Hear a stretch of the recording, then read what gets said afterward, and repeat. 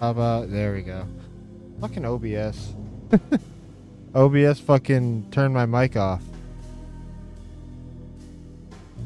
Damn it. Anyways, well, thanks for telling me. I'll be getting started here soon. We're gonna be doing No, you're not. You're not, man. I'm sorry. I'm not even the best streamer on Twitch. Has some fucking perspective stuff.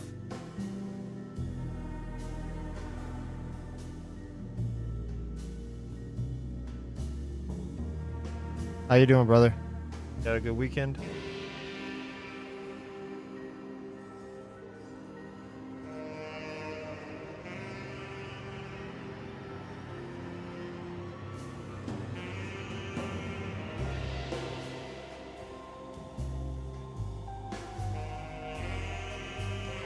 Yeah, sure. Should be done with this by... I should be done with both runs of this by Thursday. Alright, I gotta go check on this food real quick. I'll be right back.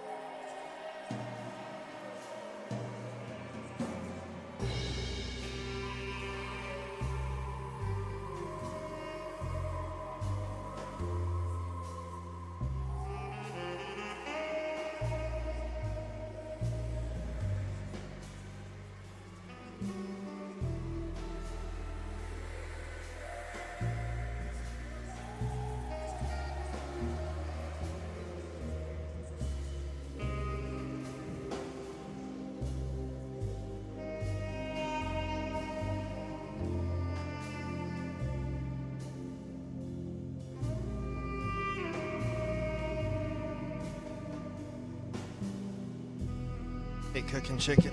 Alright, bro. Appreciate you. Have a good one. Get started on this. Back to where we were.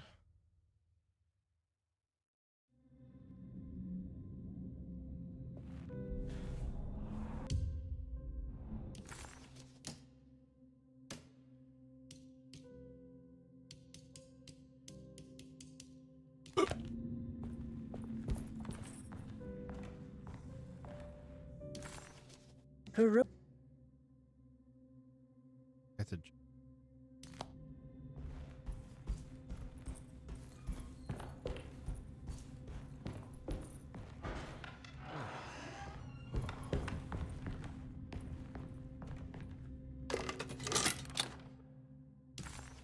Oh, the Barlow. A telescope lens. Why would I lock that up?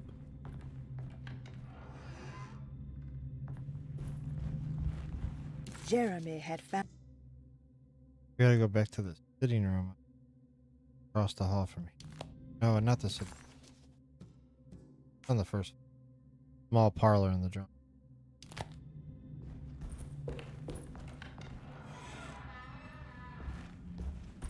Sitting room we can't do too much later.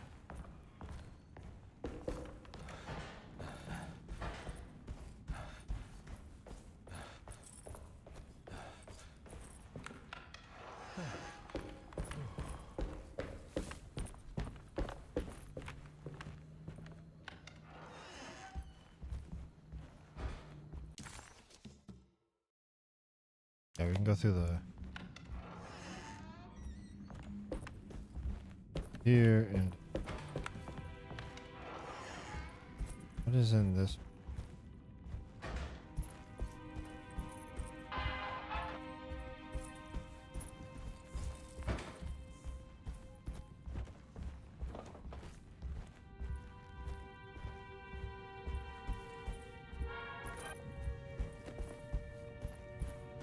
Okay.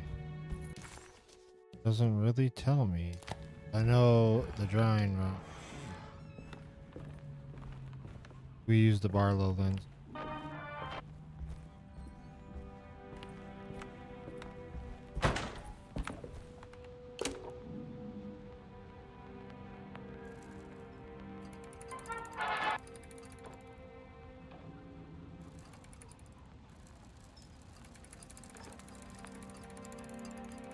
Hmm.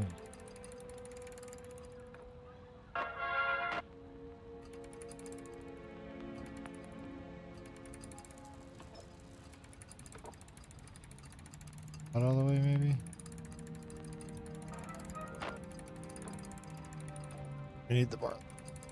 Need to go for all the way.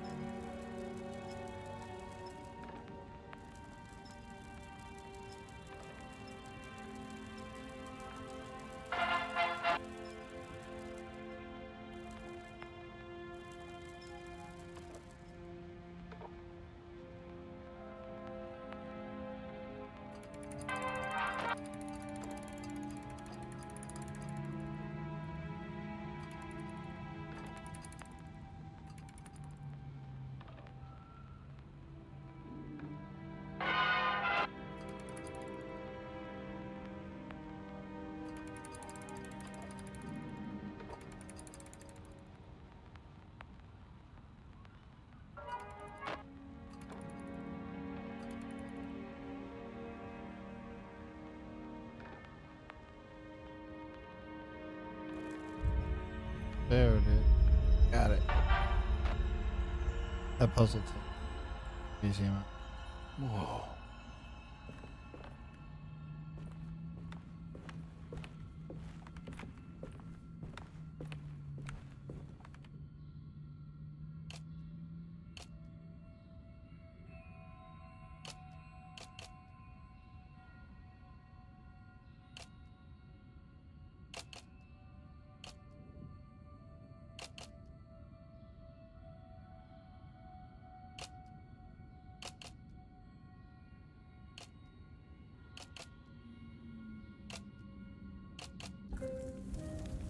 Nine, 4.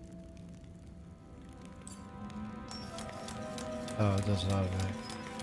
Whoa, Nine, what's four, going one. on? It's dialing in something all on its own and it's showing the way to another memory? Where is that? Is it Tarawea? Are we finally going to Tarawea? Hey, Alex, what's up? Alexia? Sorry. Alexia. What's up?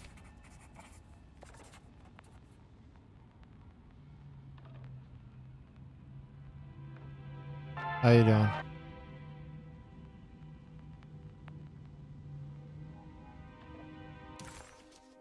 Another world seeping.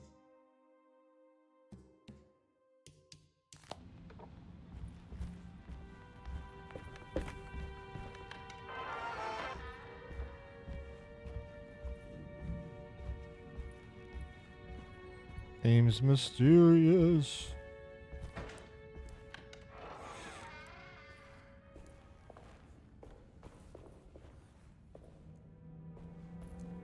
Hmm.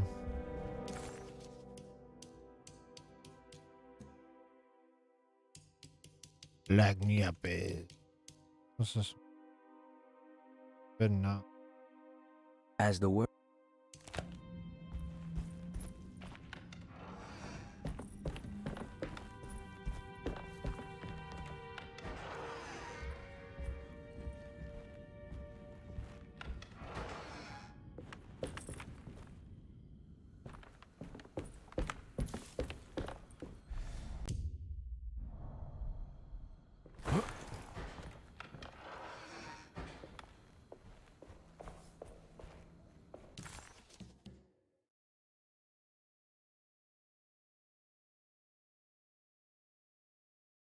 Actually, we through there from the dining room. As we unlock the dining.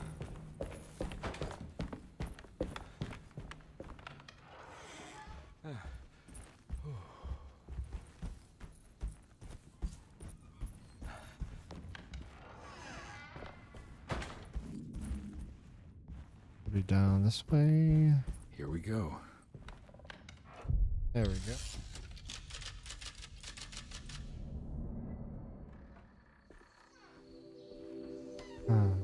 This is Teruya.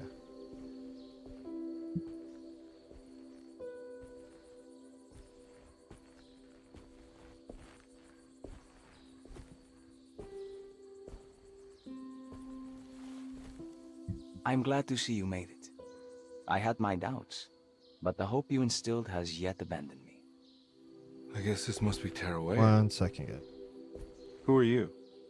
My name is Juan Luis Jorge, and this is indeed the convent of Tarawea. You'll have to excuse me, but Yermi never got your name.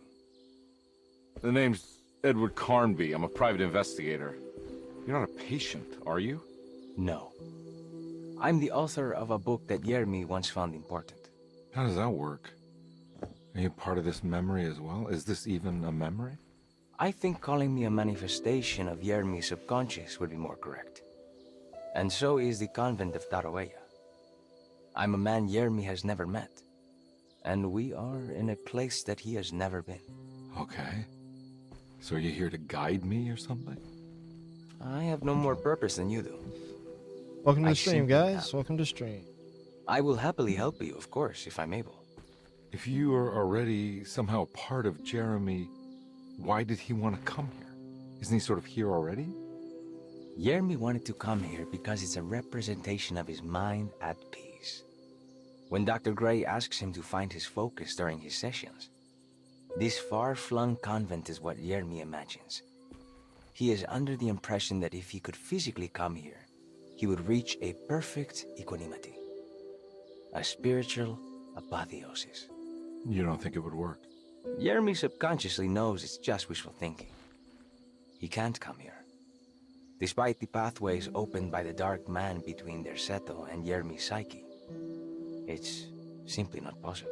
But I'm here. Indeed. It's a shame it's just another place for you, Detective. Otherwise, you could have become a Buddha. Always a bridesmaid, never a blushing bride. Am I right? Yes, I suppose so. You'll have to chase enlightenment elsewhere. So what's the next best thing? What can I do here?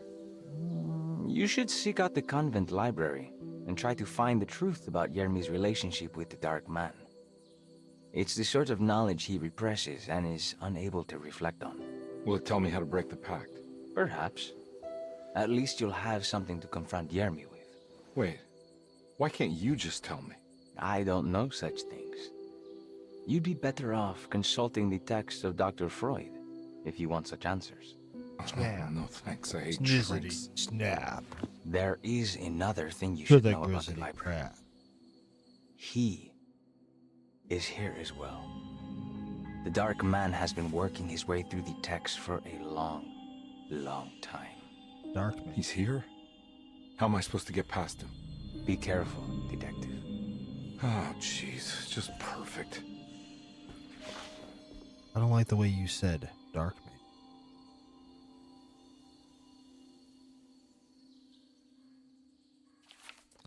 Let's talk to 3 times. You have any advice on how to deal with the Dark Man? I suppose suppression could work. Try not to pay him any attention.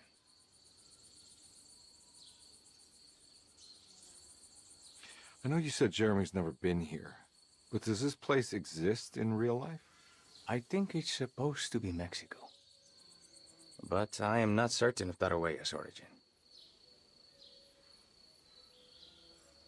Well, good to meet you, Juan. I'm going in. May the gods be with you, Edward de Vilban. Oh. In we go. Gotta get to the 2nd floor to get the next.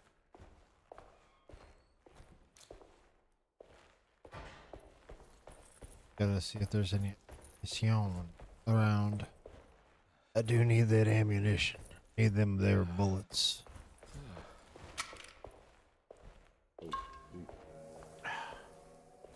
We don't have much booze left.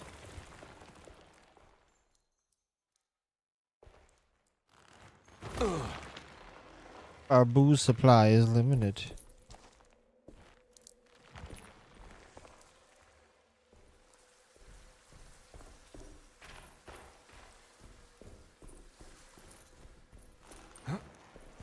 There we go.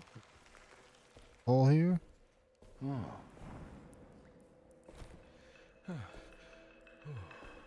Is just the Great Library. Very pretty.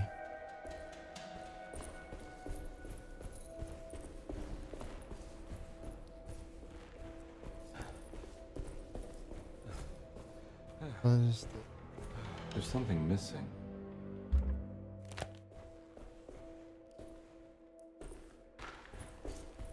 on a lectern? Yeah, man, these guys are. Anything around here? No.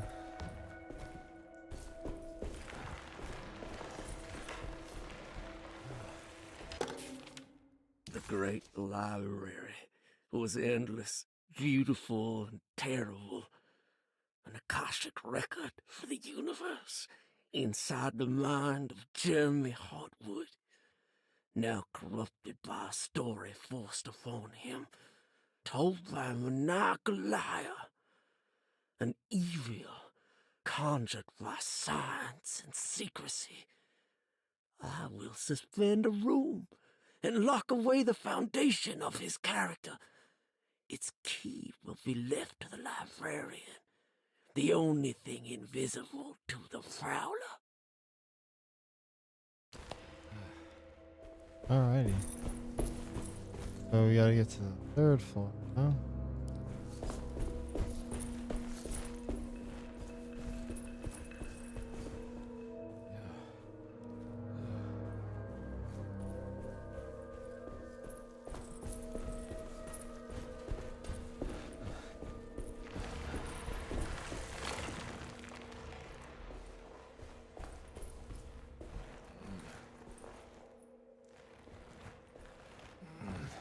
Okay.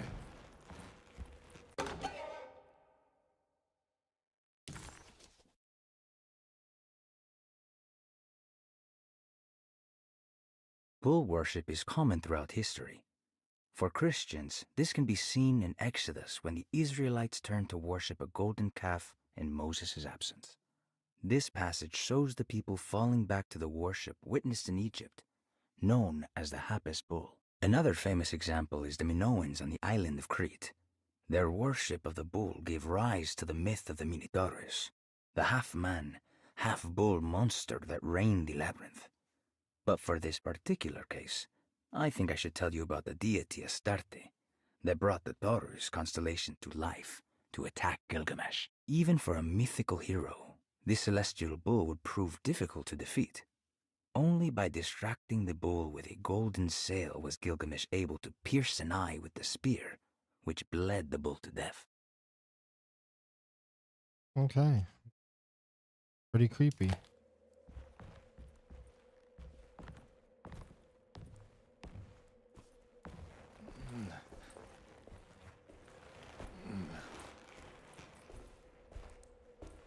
Can't go over there.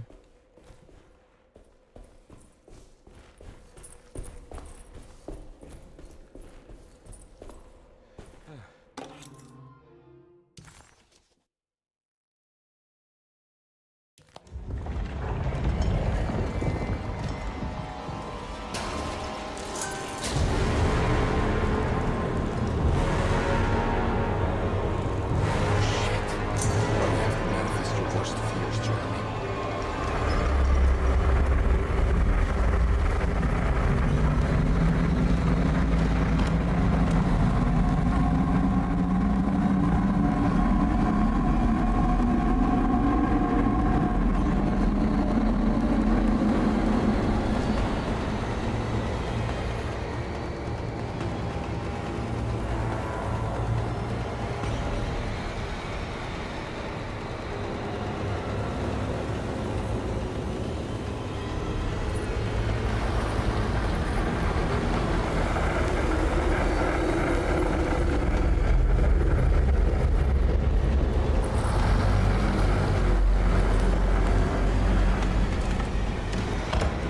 Your hubris, come on.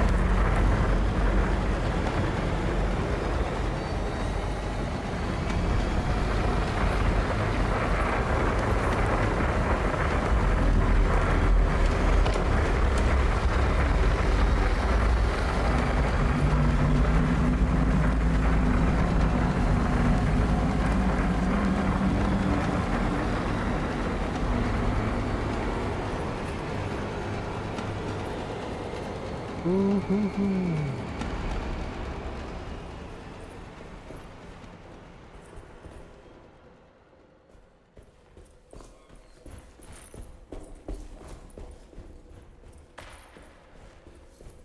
Alright, we did it. I don't think there's anything else around here, but I'm just gonna take a little quick game.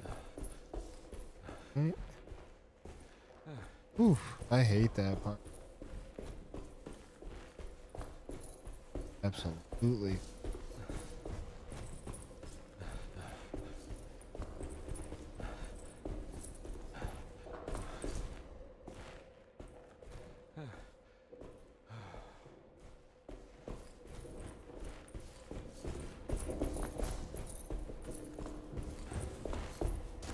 Nothing in there.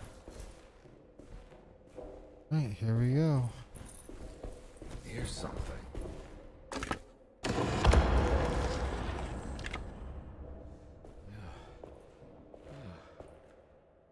It was in the hot autumn that I went through the night with the restless crowds. He was a kind of itinerant showman who held forth in public halls and aroused widespread fear. The New Orleans address of the event is lost, but I remember distinctly the Prext Shipping Company pressing their contribution. Hey, The Dark Man.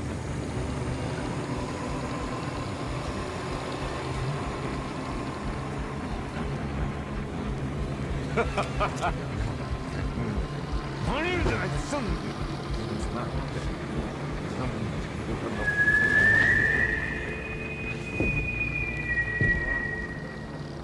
Don't do it, Detective! Edward. What?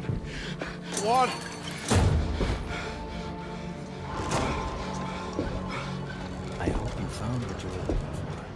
I fear there is no going back.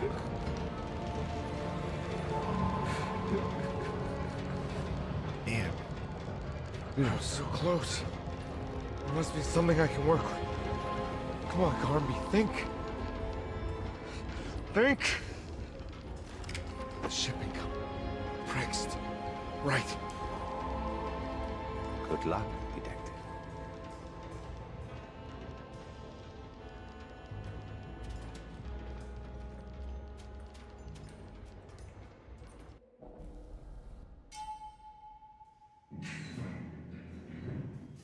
Oh.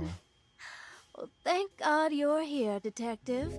Sitting all alone in a place like this? I'd never live it down if the papers got wind of it. Hey. Ruth, right? Oh, don't pretend you don't know. I'm sure you have a whole file on me by now, Detective.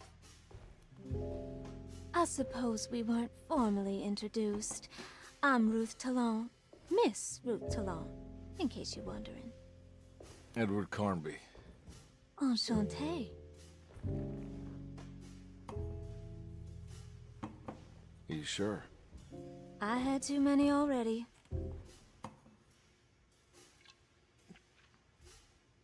Nice. It's good. I know. I have great taste, Detective. I heard you're trying to break Jeremy's promise to the Dark Man. Yeah. Do you know anything about that kind of stuff? No, but it makes you wonder if he made a What's promise. up, Squall? Can't What's up, brother? he simply stand by his words? How you doing, man?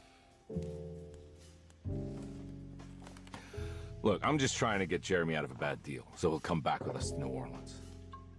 Well, if all fails, What are you doing? it's a sign of submission to the Dark Man. I saw it in a dream once. What?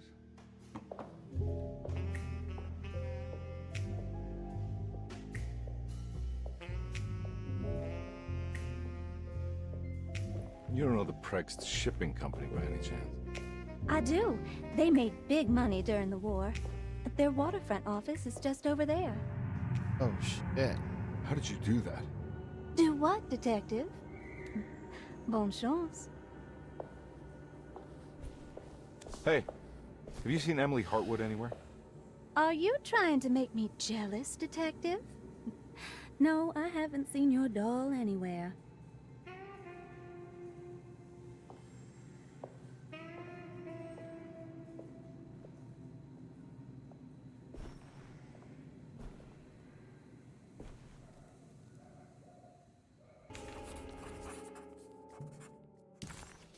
Alright, cool.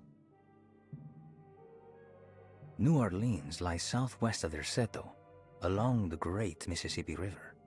Its Old Town, the French Quarter, or the Vieux Carré, is home of the proud and often rich Creoles. Wrapped around this center, you will find a large and eclectic city full of people, including the most mundane dock workers, reckless gangsters, jazz-crazed flappers, and of course, the mysterious voodoo people. At night, you can stand on the lakeside of Derceto and watch New Orleans glow like embers on the horizon.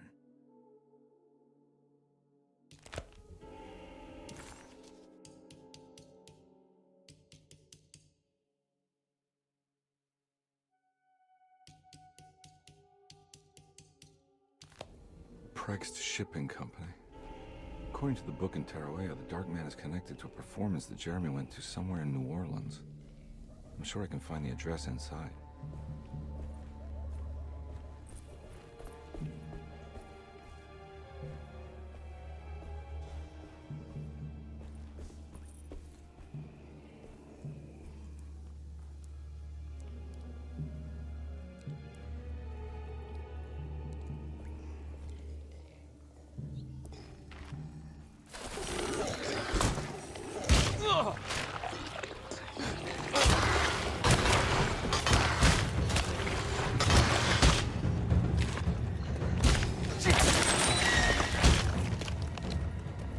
Yeah. There must be another way inside.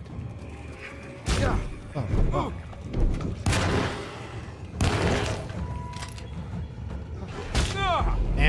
Where the hell did they come from?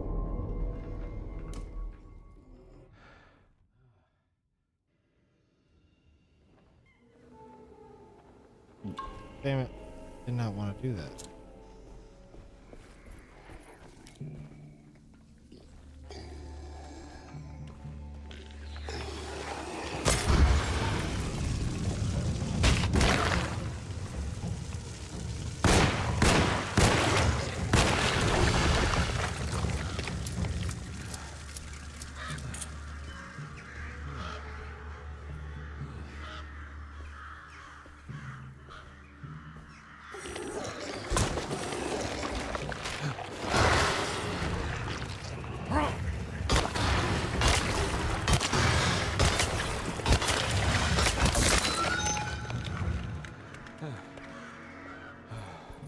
Must be another way inside.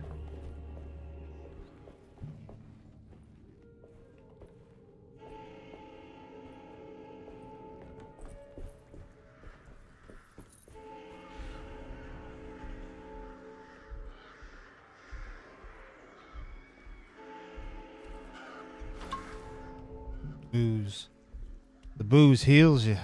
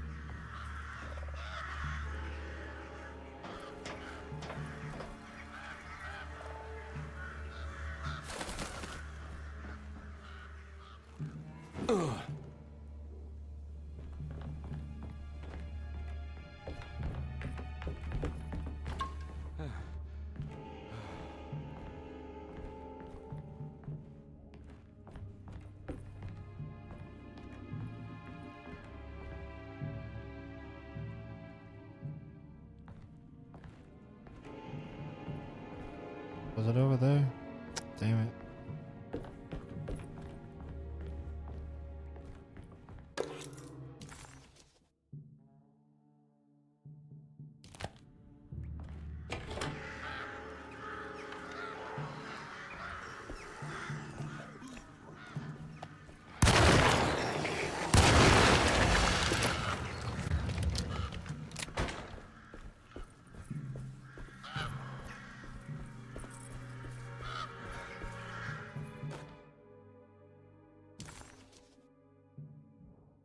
The sewer system has a tunnel running right below Preg's shipping company.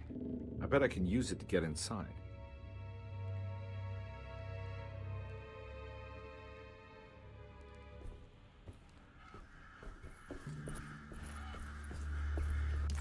Some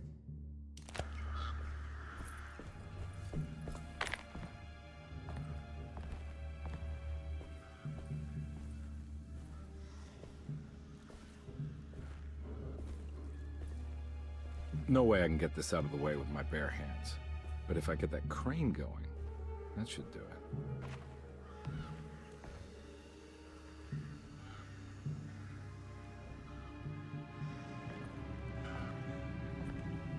Oh.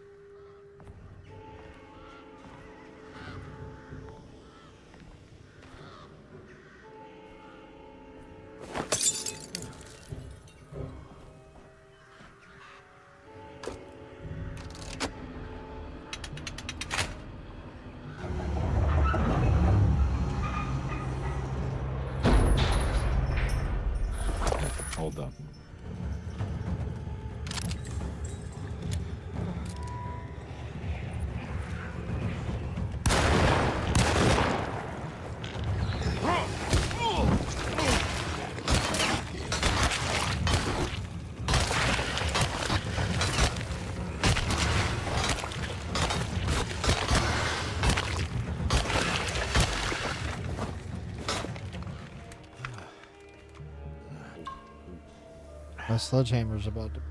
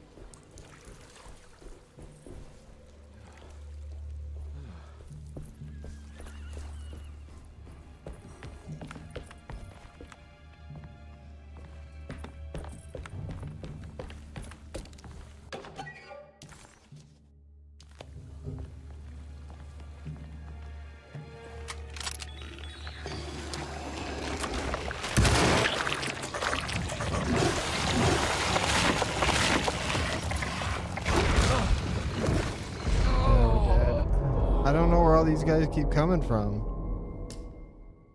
Fuck me, man.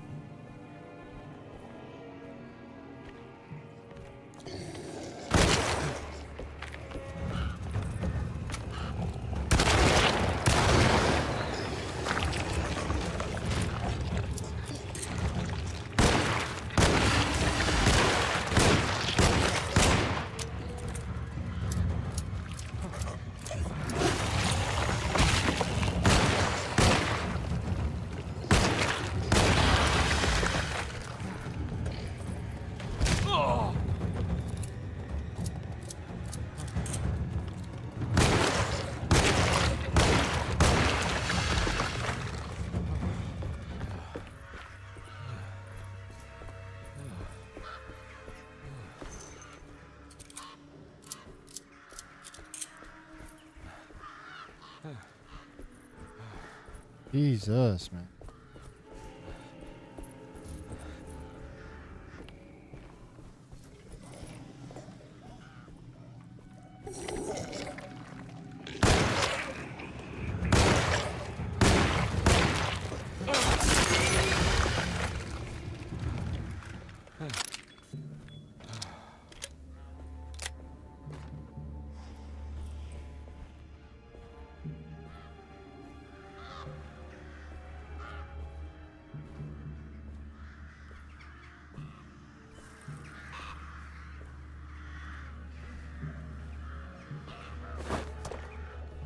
Nice.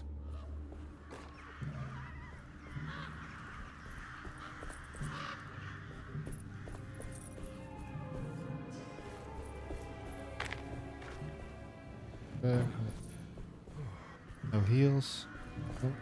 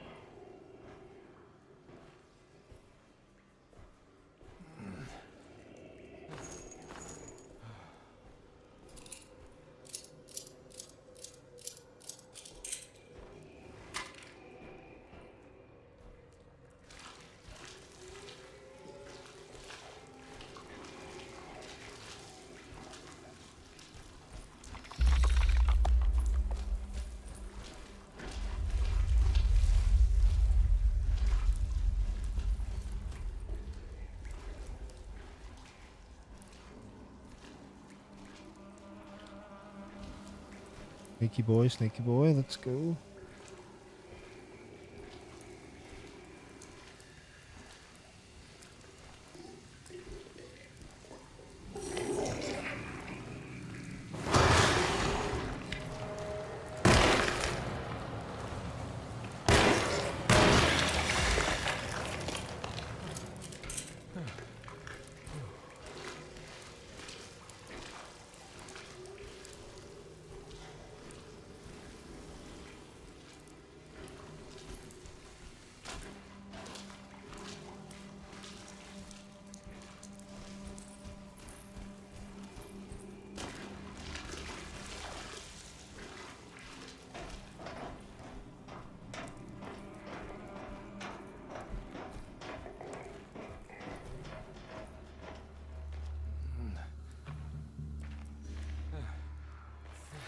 All right. Made it inside the warehouse. The office must be upstairs.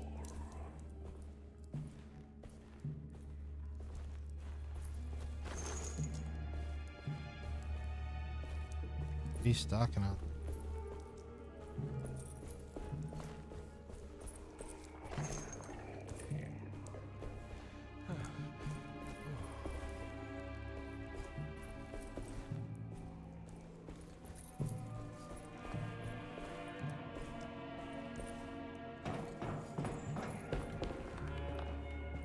Wish I could get some fucking healing items.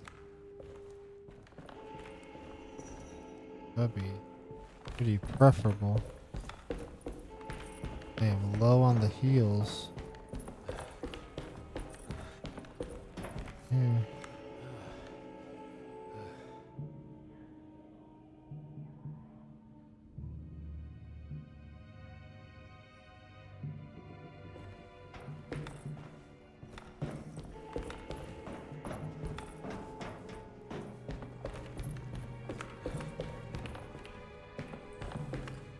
While we press this.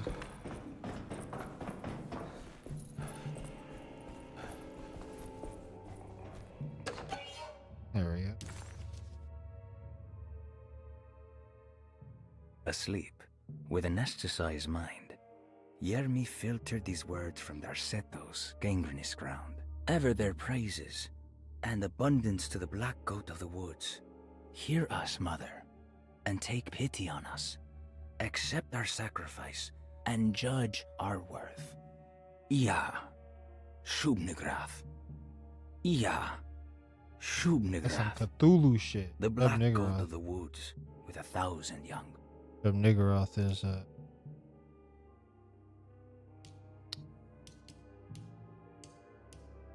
Cthulhu thing.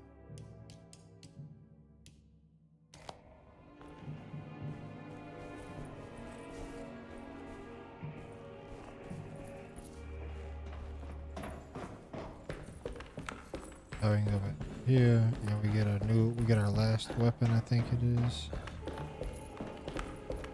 Awesome. It is the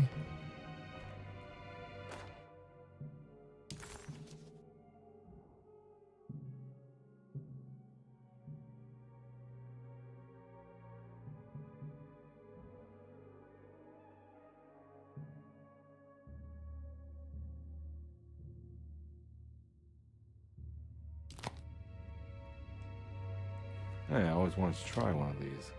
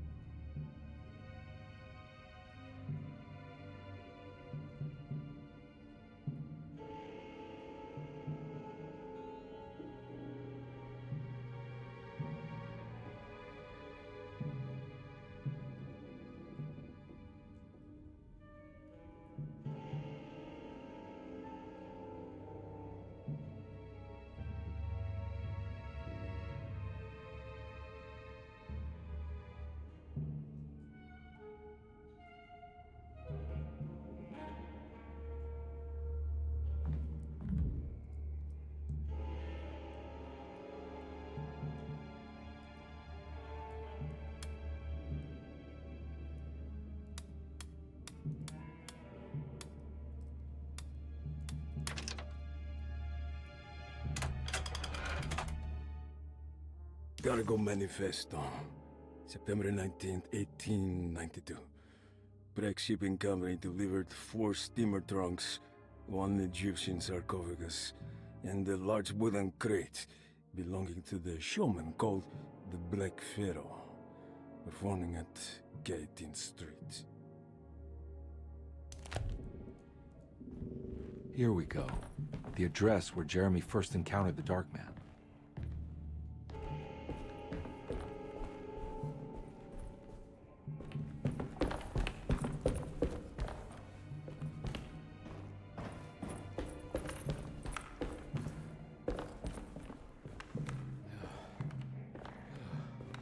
I need this for what's about to happen.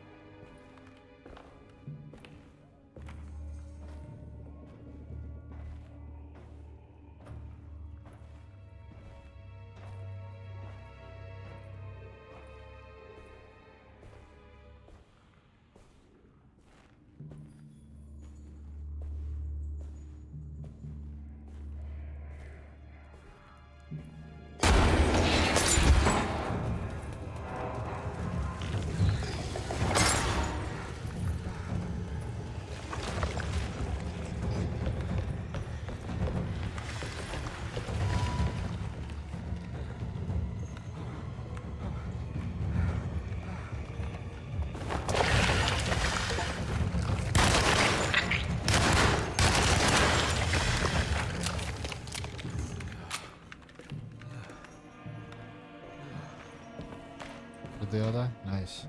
Yeah, see? Use those fire bottles so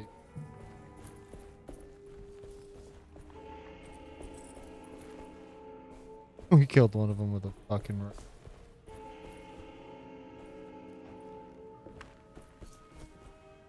These fire bottles do a lot of fucking Looks like damage. the fog cleared up.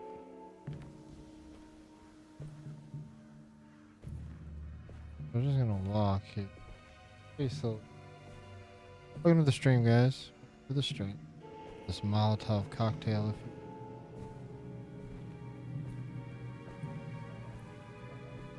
you that way we don't have to really use mission. We have to go.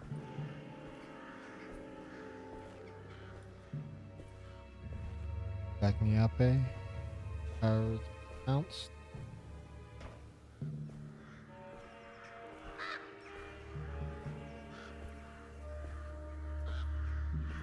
I feel like I'm about to get got, so.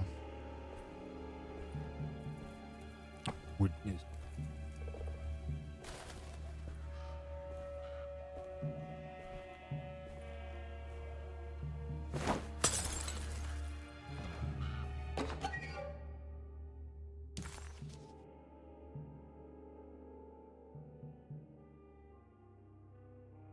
The Heartwood Curse is what they call it.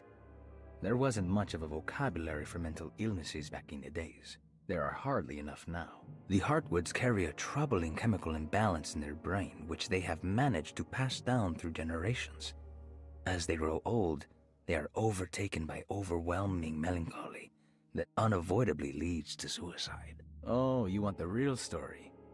Well, who can say? It was written that way.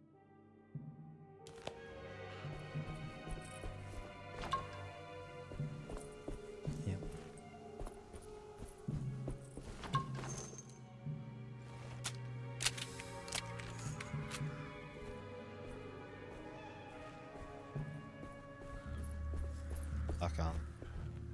Alright, now we can go inside. I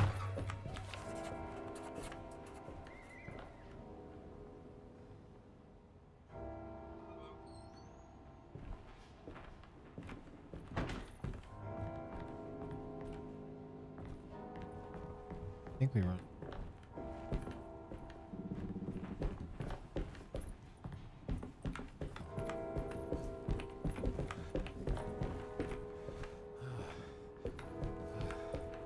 Go up the stairs.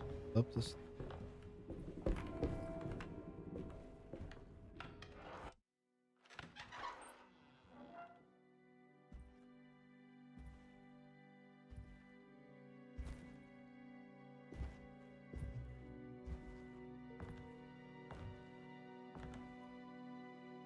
You want to tell me what this is all about? Be right back. Welcome, I gotta check on the detective. food. To the greatest show this side of the Mississippi. Nyarlathotep, the Black Pharaoh, the ancient magician who lived 1,000 lives and wore 1,000 masks. I can see why you settled on calling him the Dark Man. Saves your breath. So, you got scared by a stage magician, and now he's living inside your head. You can mock me, detective, but you would be the crazy one to think his presence can be ignored. Look where we are.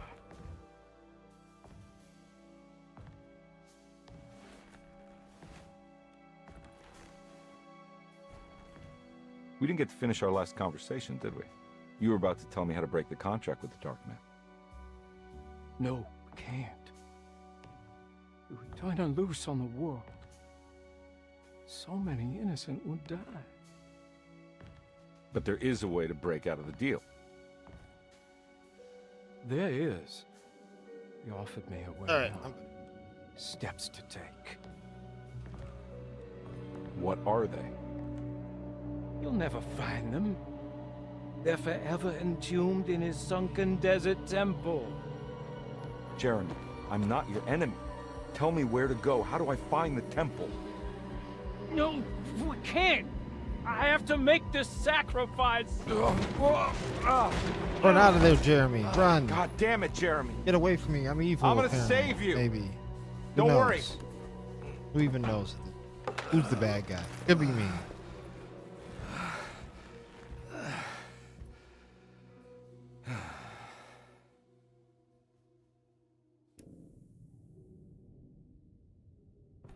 How do you save someone who doesn't want to be saved? Well, he's gonna get saved no matter what. I just need to find the temple somehow.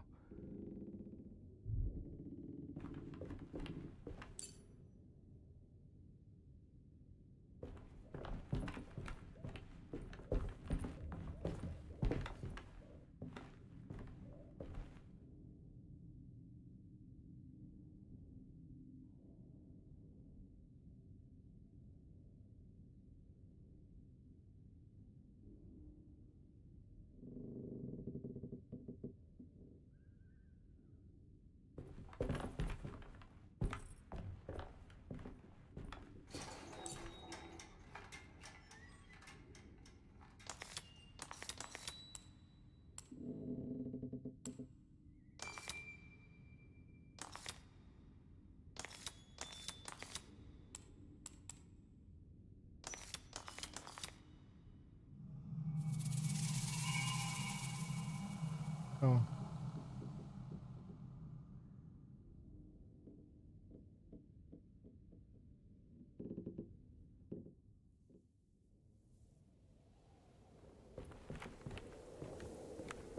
Oh shit. It was closed and now it's not. Going in.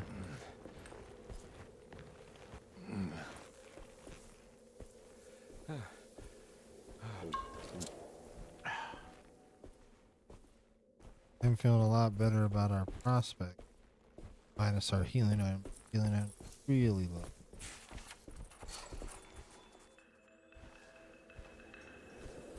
And now we're in Egypt.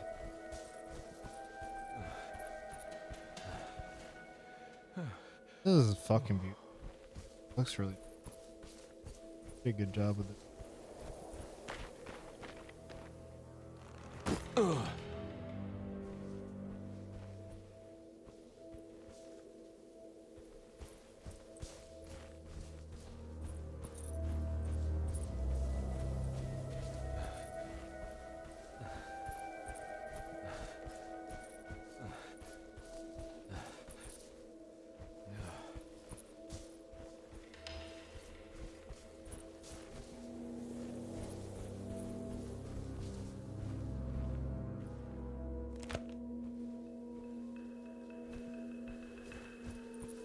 Go to the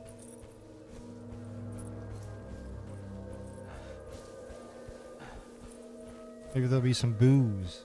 Always booze at campsite. Booze?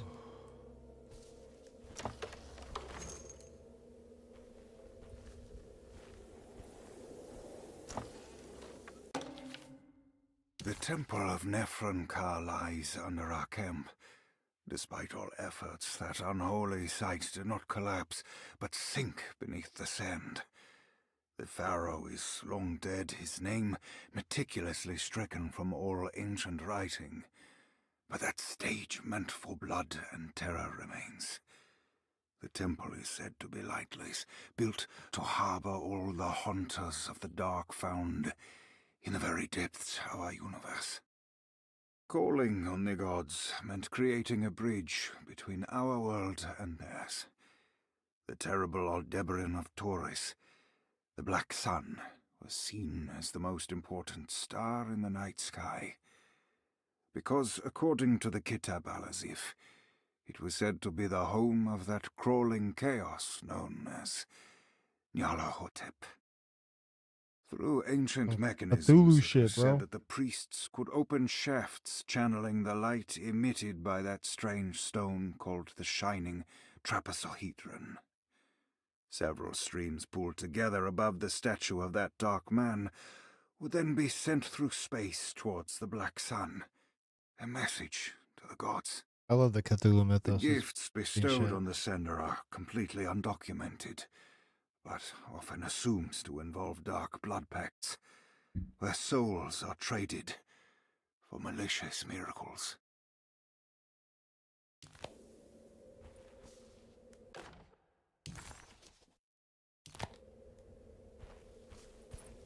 What's around here? Damn, no booze.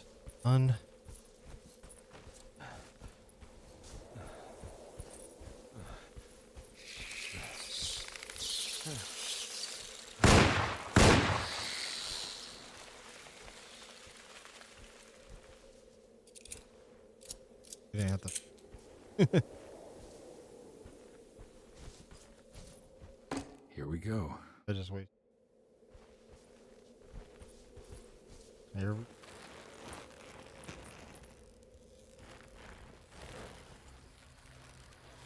down.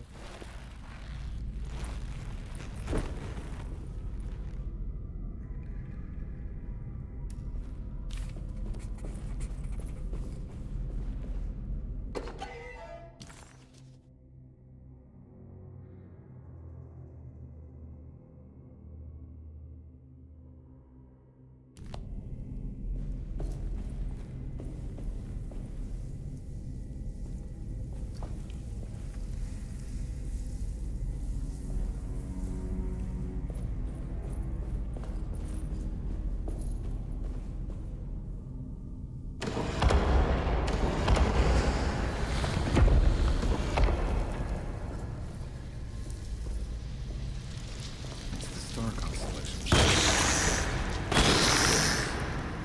And one star's clear. Holy shit. Scared the hell out of me.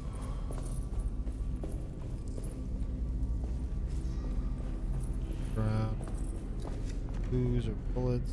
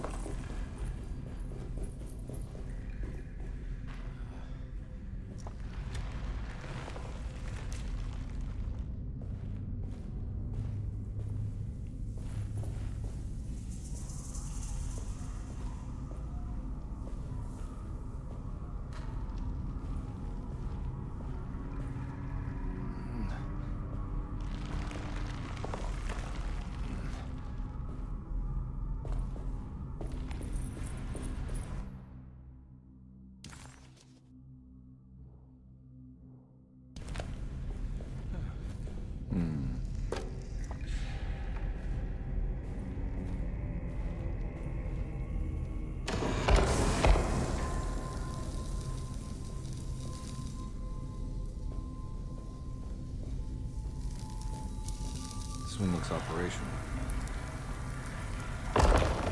Good work.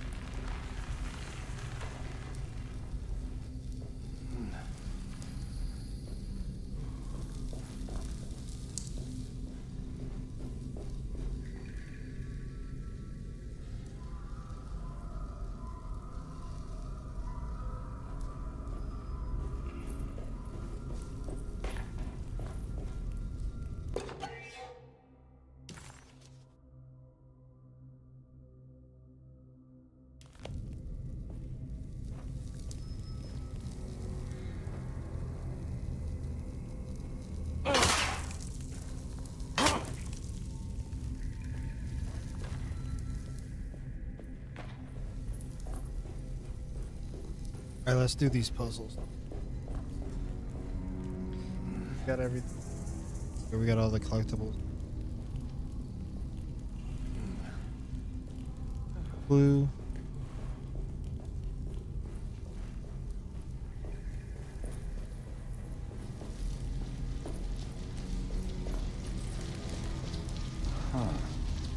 Oh, we need a...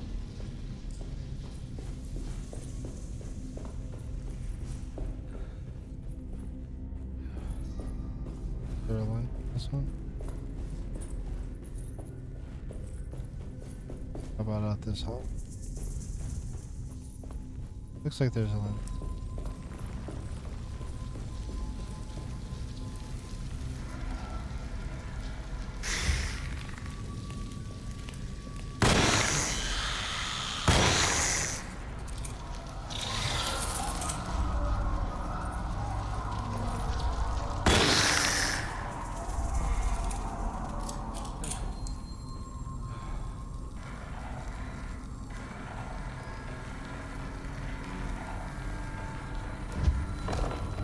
It worked.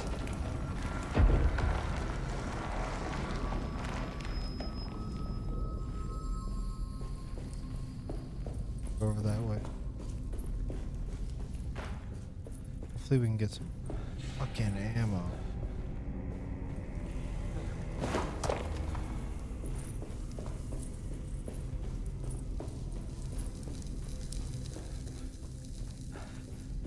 Here now.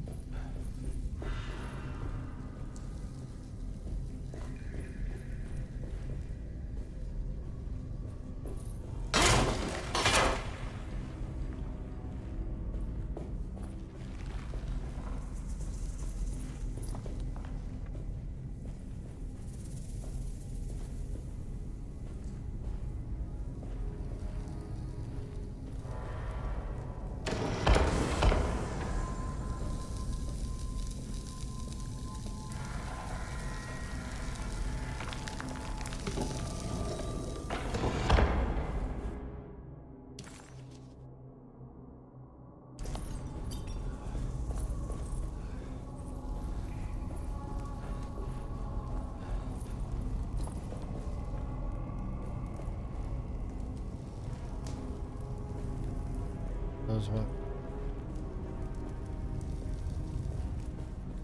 Alright, doesn't look like we ain't got shit to do here.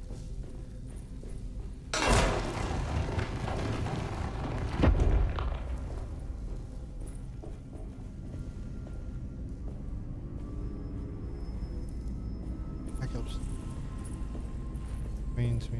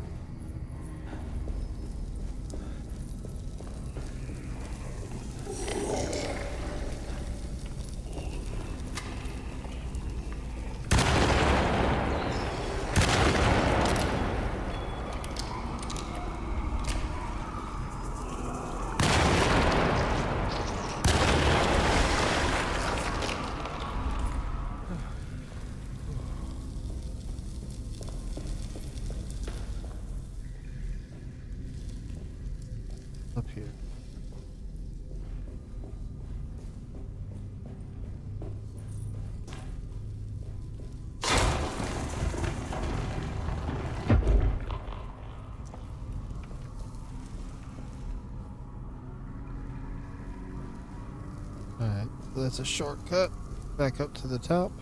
Nice.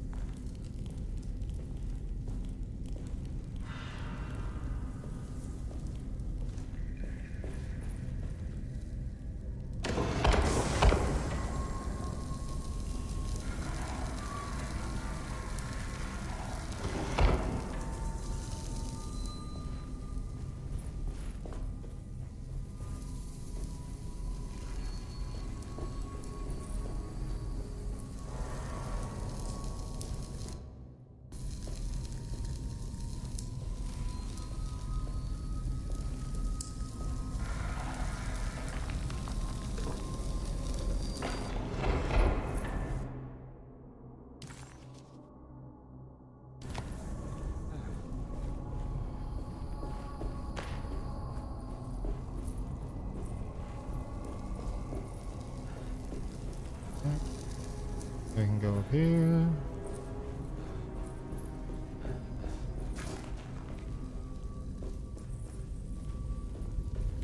Go to the other side.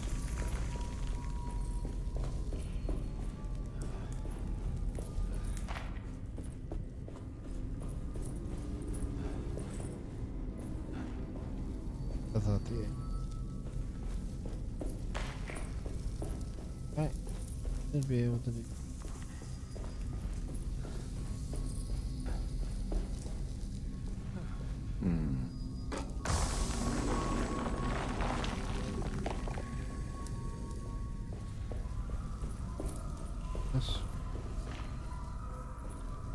This way.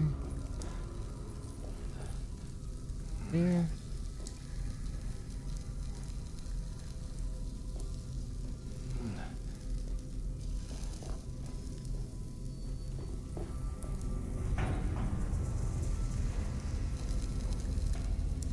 Oh, do we? Hang on. I don't know. I'm guessing we do. I was just thinking, yeah. Alright.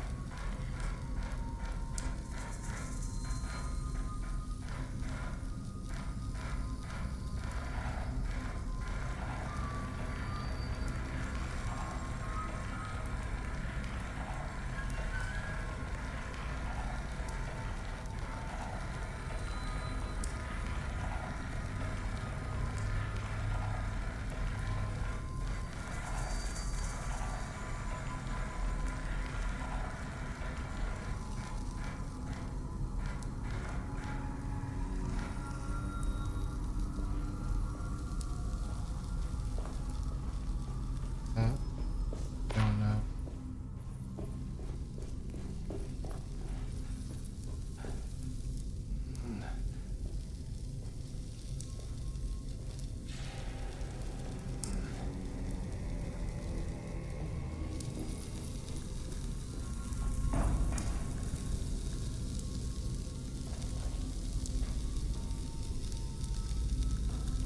I have to do something.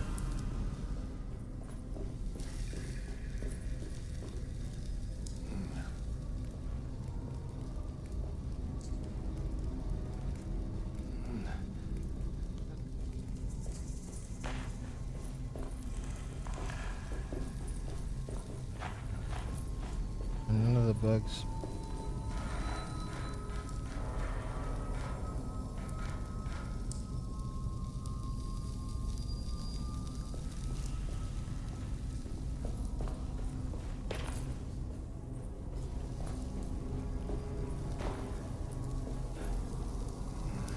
I know we have to hit the beam out from there onto the middle dais thing.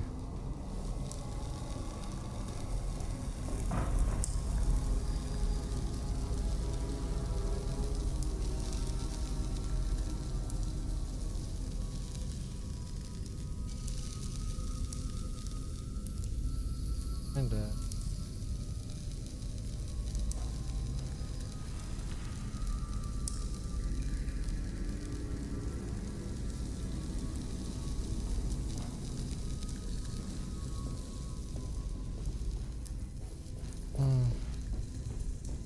been a while since I played this. I know there's a big ass chase scene. I'm not very nice. Gotta do this long looping path to get back to the engine.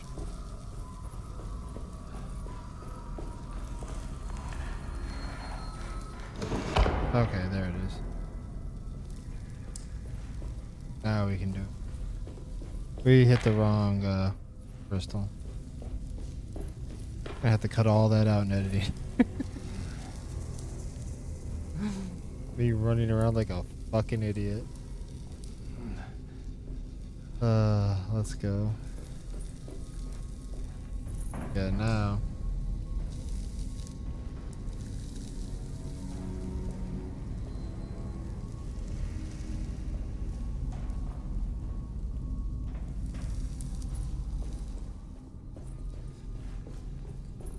I think we have to move the this one to the other side as well.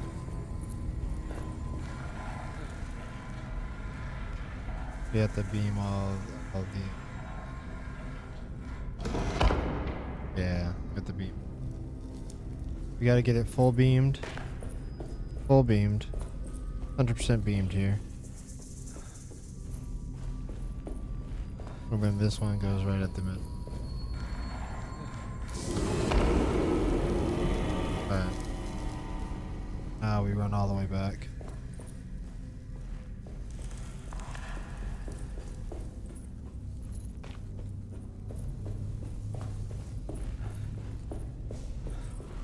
We gotta charge up them crystals.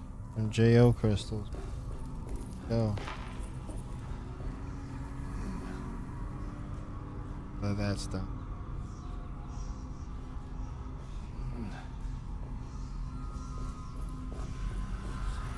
We do this, and then we just straight down the middle.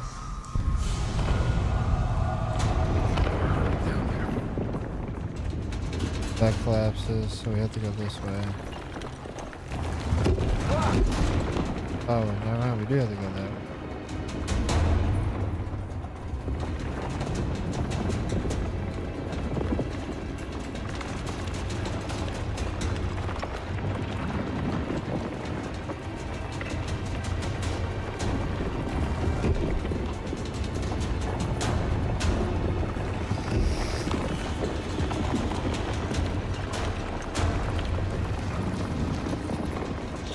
Keep running.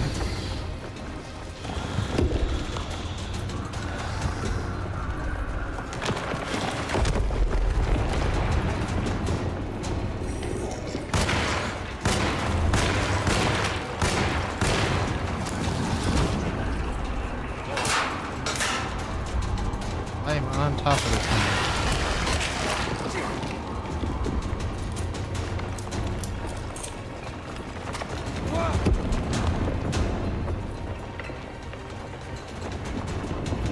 Ready to collapse.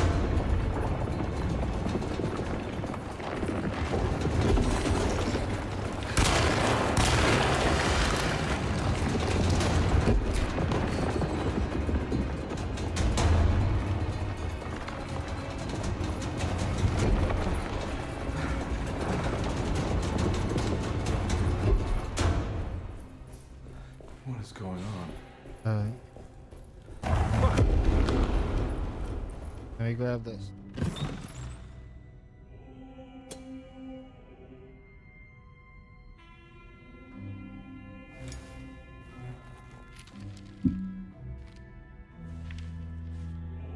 Acknowledge psychological trauma, break through barriers of self-deceit, temper manic behavior. These are the Dark Man's terms. The contract. Huh?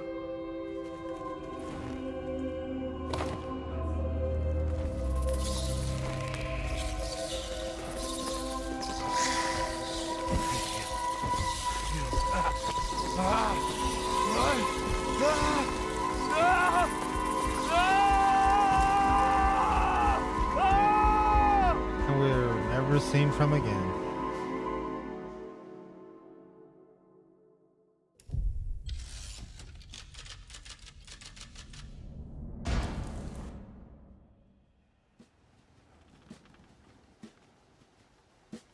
Hey. Hey, detective?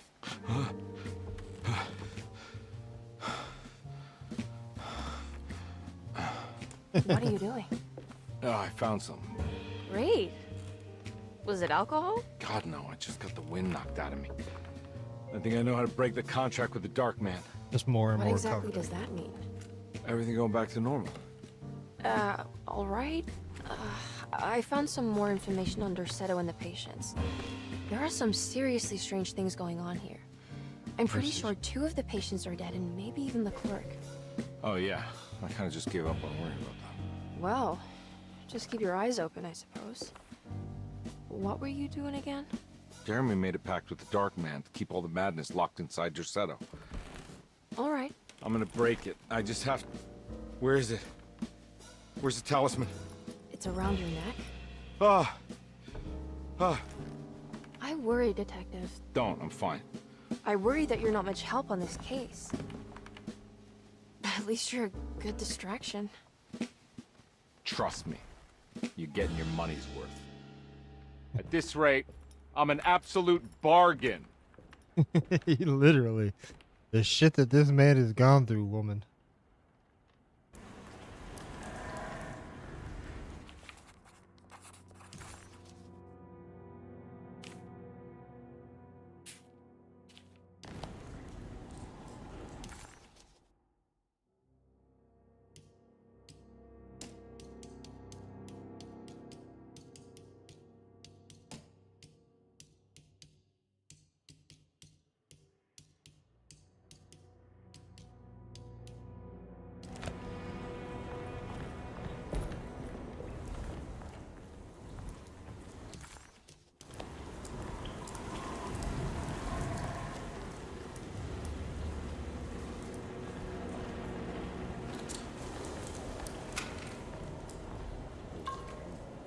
Oh, damn.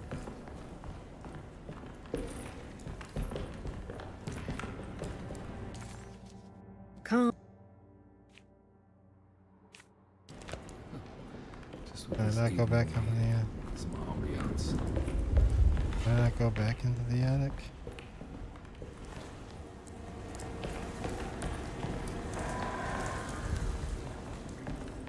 It won't let me go in the attic. Maybe that's an Emily thing. Oh yeah, WC.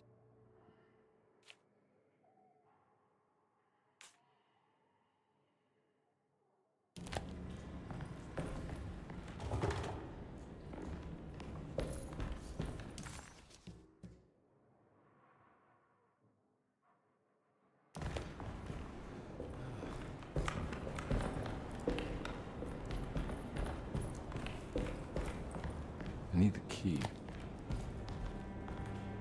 Just jump, man. You'll be fine. Got to be around here somewhere. He wouldn't leave this house. I don't know what to think anymore. You run into that detective fella? Who is he? Can he be trusted? I think he one of the good guys. Well, you know, like us. Will he be all right with her coming? Praise the mother. He don't need to know about all that. Just help the job. Just calm down. It ain't time yet. God, it hurts. As far as I can tell, Detective Comby seems to be solving problems, not causing them. Just be ready in case he starts anything.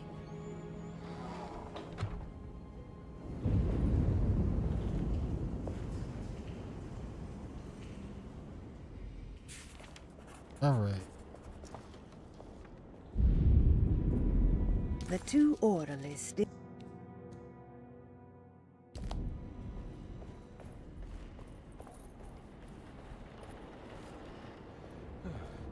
Thing around here,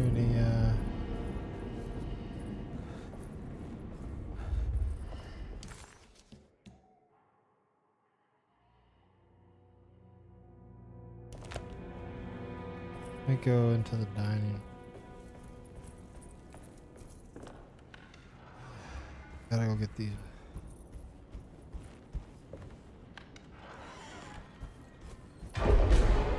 Christ, what the hell was that?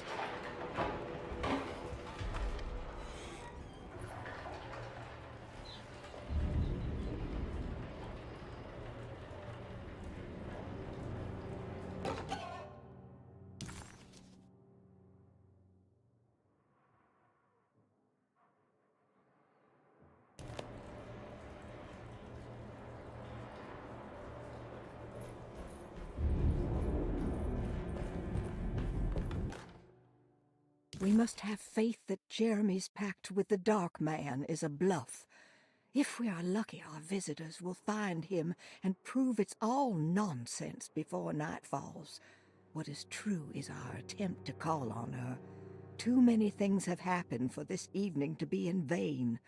Think of Jack and Cassandra, even Perosi, whose circumstances I can't understand. Grace is a goat without horns. She knows it and will play the role. You must talk to your brother, Batiste. I worry that he will fail us. Mrs. Thompson. All right. Library.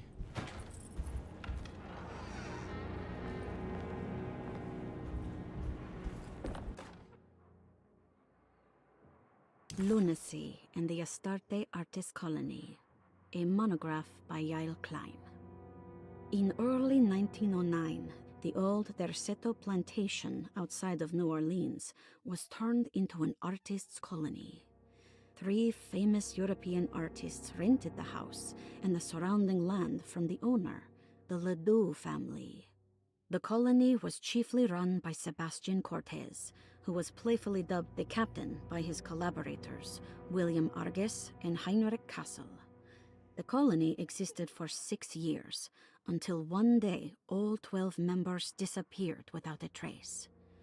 It is widely believed that their disappearance is connected to the disastrous hurricane that passed through on September 29, 1915, but nothing truly supports this claim.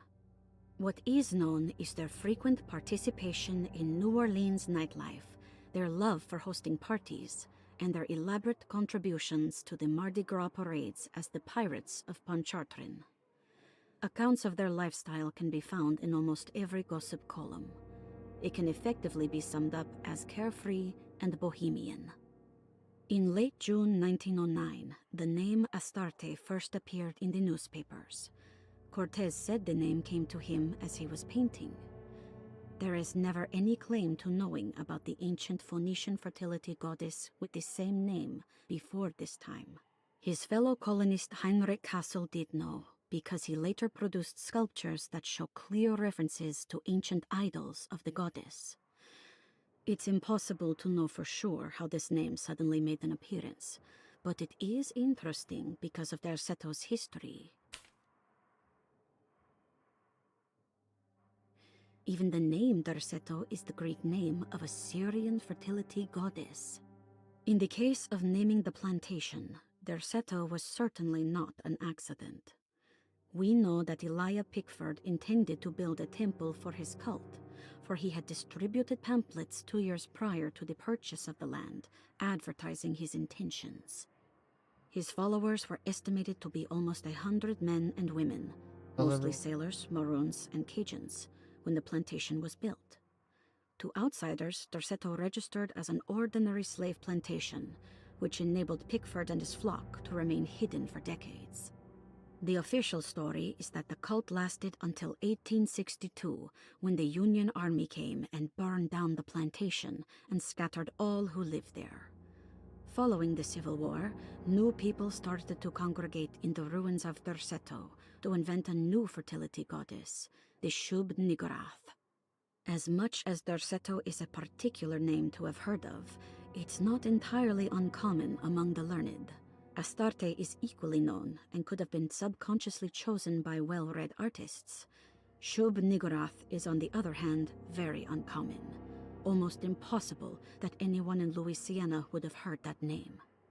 The name is referenced only in rare books like Unaussprechlichen Kulten and the Necronomicon, and is believed to be a bastardization of Arabic words meaning pertaining to the dark young. The few paragraphs printed on the goddess are so upsetting that no one in their right mind would want to build a religion resting on such qualities.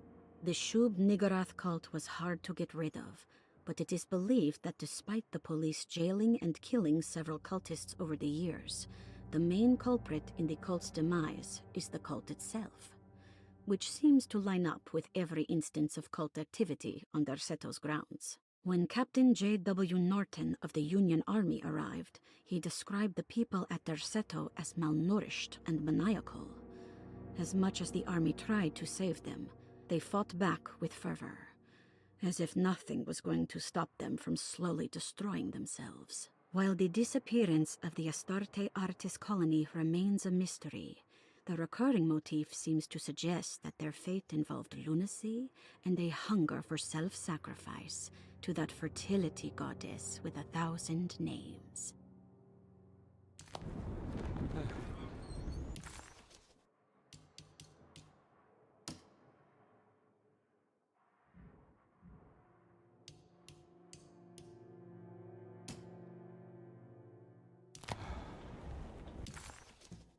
We gotta go to the small parlor.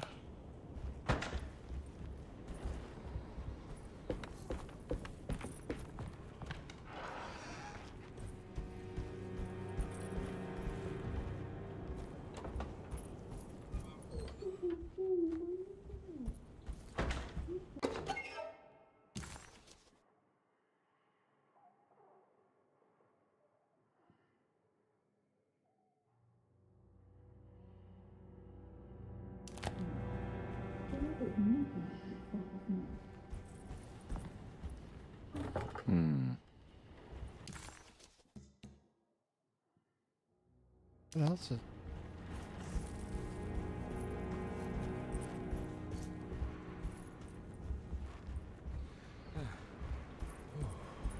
How's this room not complete?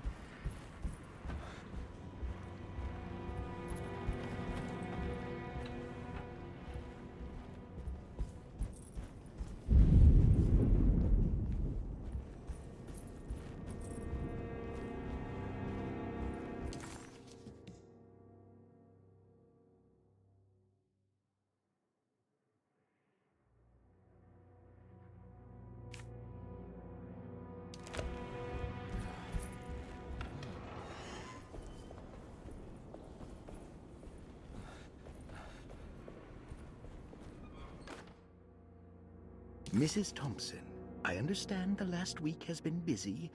Under these circumstances, I find it important to remind you that Derceto's concerns are not a public matter, nor is it something that should upset you. Please continue your excellent work, and don't spend a thought on the death of Perosi, or, more importantly, the suicide of Cassandra Beauregard. They should mean nothing to you or the staff. I rely on your loyalty, and trust that your close kinship with the Tabois siblings will keep Derceto's secrets hidden. Dr. Gray.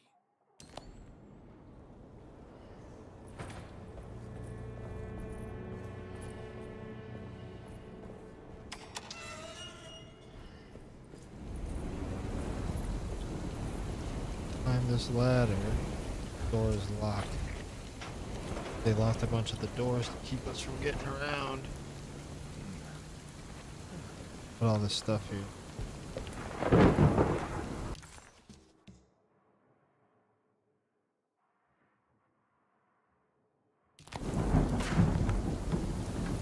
Gotta go back to Jeremy.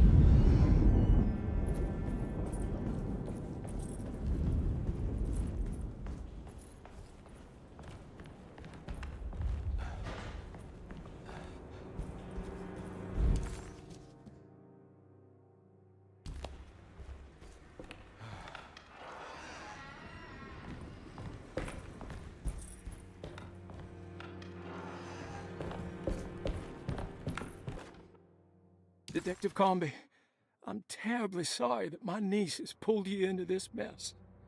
Please, with all my blessings, take her away from this cursed place.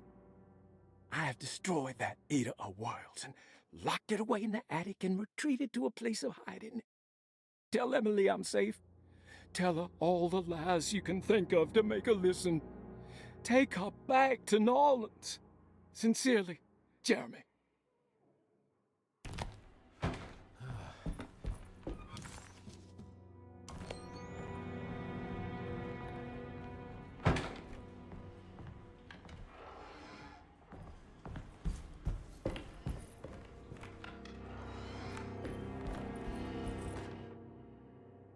Brother, I need you to trust me.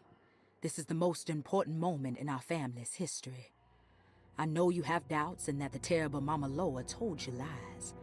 I would never betray you. I promise. Lottie.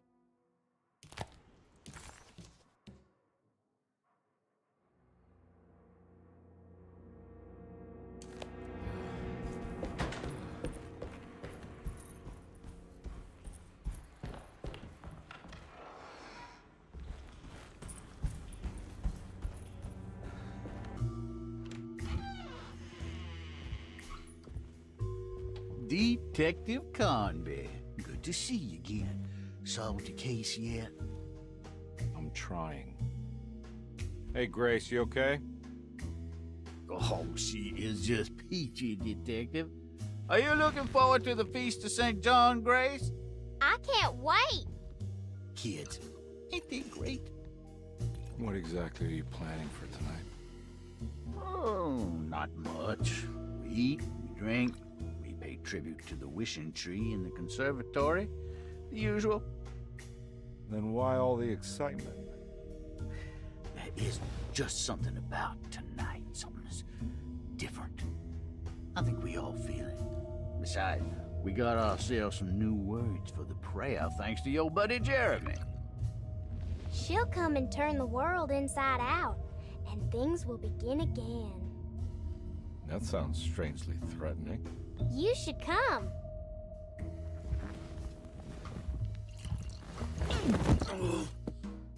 God damn it, Grace. Stay put for once.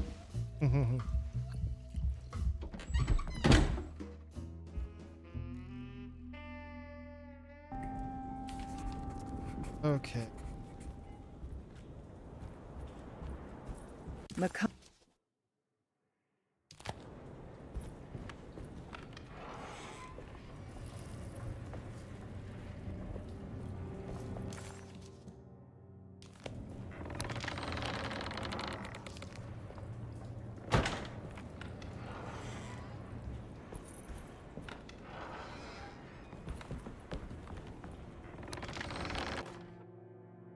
Jeremy knew that the only one who could help him now was the guest in room number 3.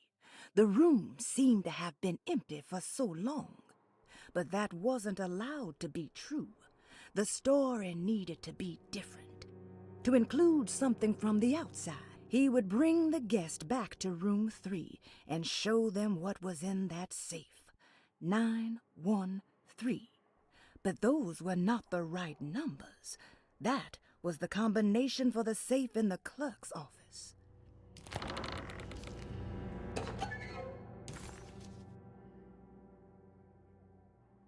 What did you expect from them?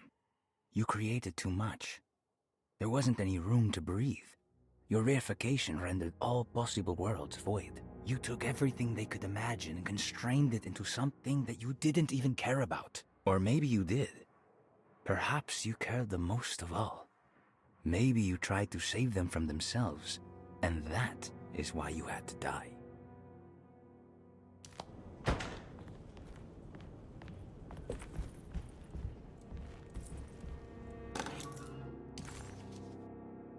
Better hold on to these.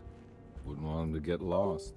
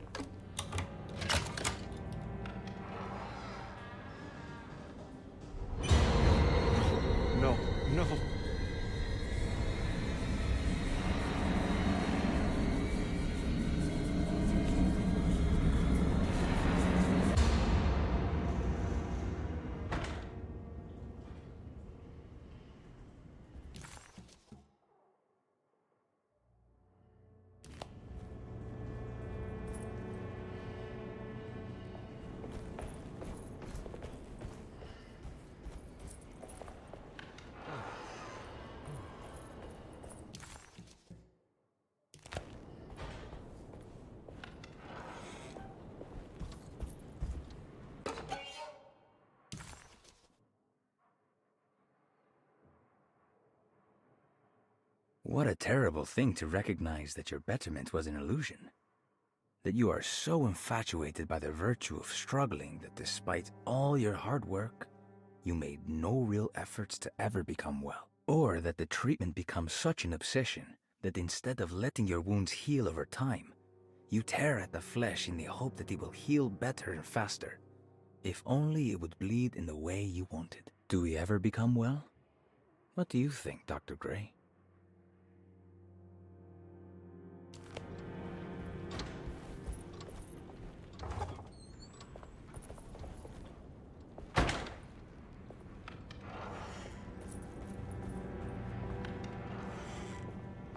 There must be a spare key to Dr. Gray's office in here somewhere.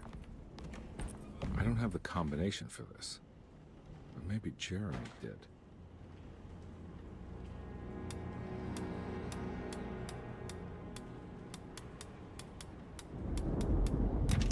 It worked.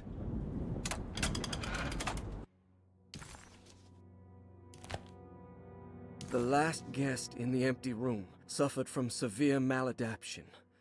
I must write this down, because if I understand the condition sufficiently, it could make me deny this fact at a later date, and there is reason for me to think I may come to suffer the consequences from this dysfunction, as some who came in contact with the guest seemed to adopt a new worldview in which everything was predetermined but broken.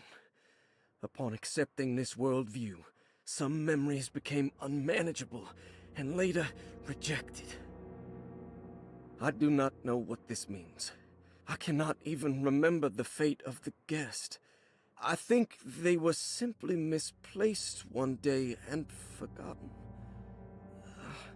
Just like all documents pertaining to this guest, they have all been destroyed, or they never existed in the first place. Who wrote this? There has never been a guest in the empty room. Okay. Now we can go in here. Gray's office. Dr. Gray's office, all to myself. Let's see if we can figure this guy out.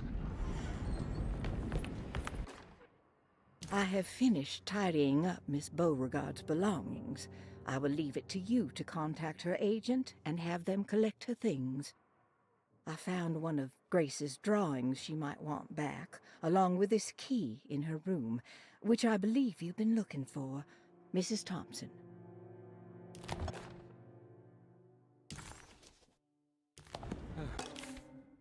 This is where McCarthy has hidden my favorite young. It's very important.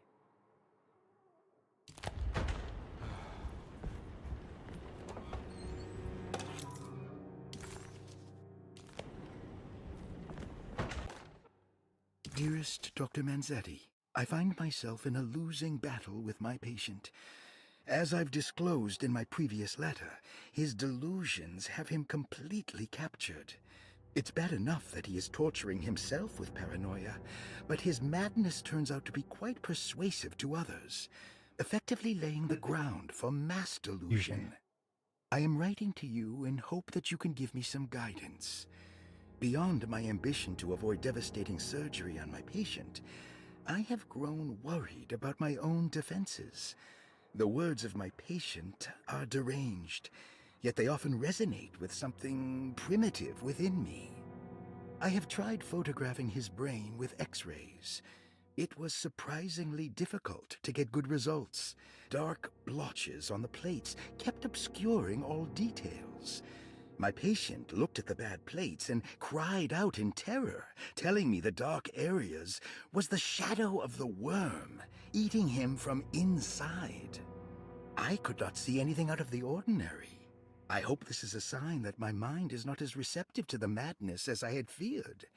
After further inquiry, my patient described the shadows inside his mind as some kind of chthonic monstrosity that wants to undermine his sanctuary. This is clearly a reference to a place he calls Teroea, a sort of library or convent that works as a psychological haven. With this imaginary haven threatened by this Chthonian, he has now constructed another, less pleasant hiding spot. Lately, he has been bringing up a metaphor of a steamboat that has run aground, that he feels like he needs to start the engines and reverse, but he is afraid that the hole in the hull would cause the whole ship to sink. I've been watching him turn this metaphor into reality for the last week. He knows it's made up, but he is doubling down, trying to make it a real memory. I feel certain that this is my chance to break through the barriers of his self-deceit. Yeah. Alright. That should be everything in here. Now we gotta go to McCarthy's. Dr. Gray.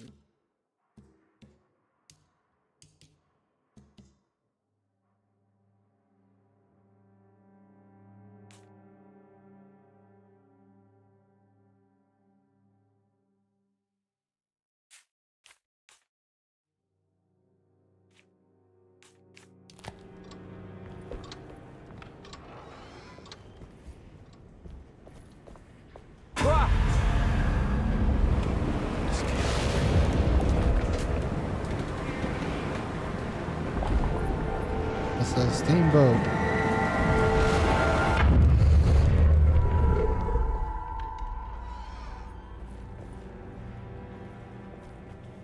It's the steamboat. Okay.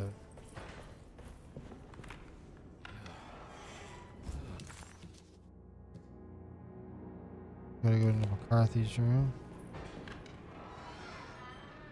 Surprisingly neat. Maybe I've been selling that old barfly short.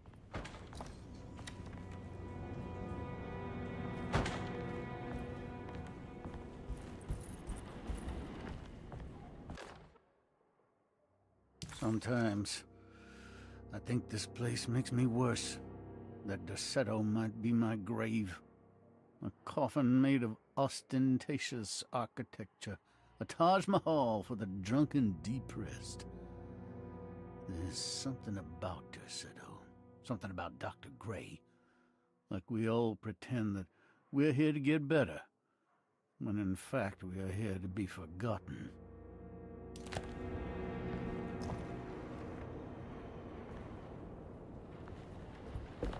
Looks like McCarthy has something hidden inside.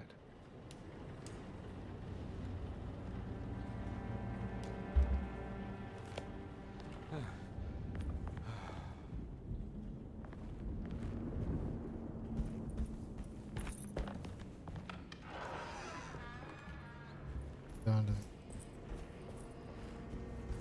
where the dark man is.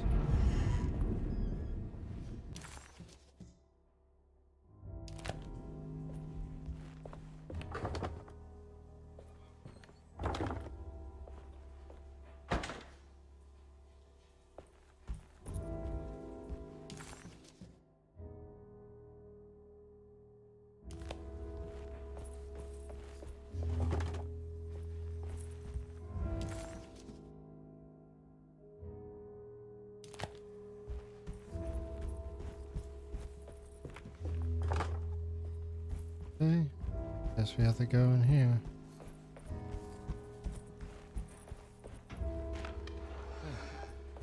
I can't take this much more.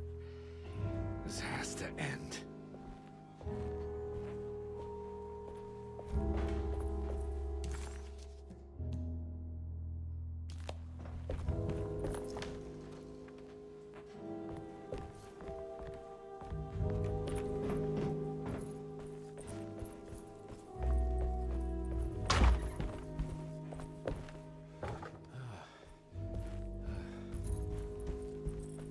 Can we even go back in this one?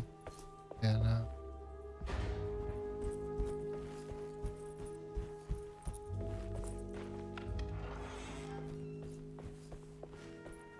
Guessing we have to go this way.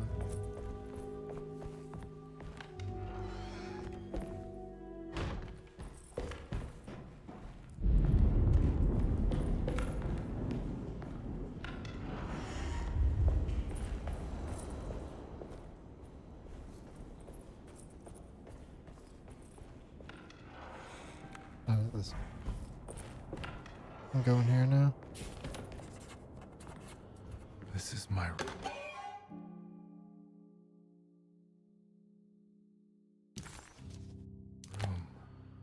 I reckon I belong here.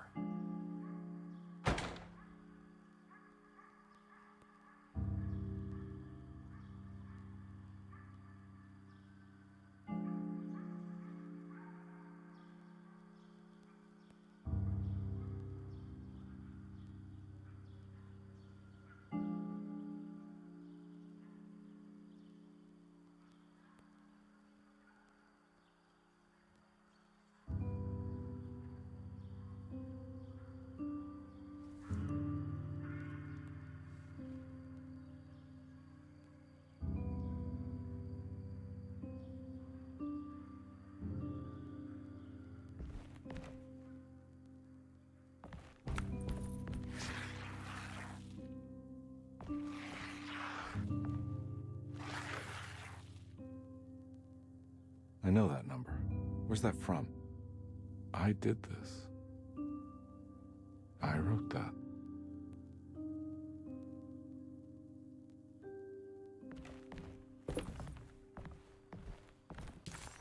The imp. That.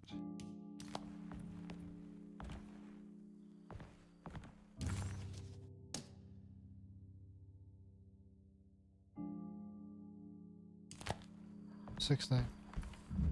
I know the combination. I carry it with me.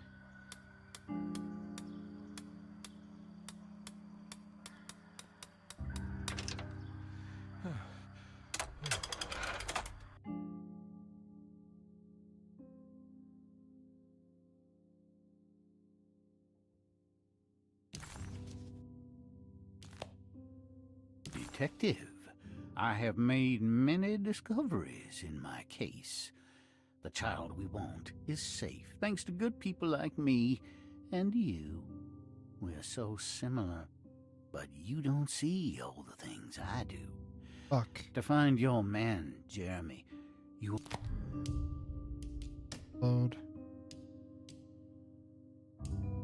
Fuck. We might have to go back for this save. Damn it. Fuck me, dude.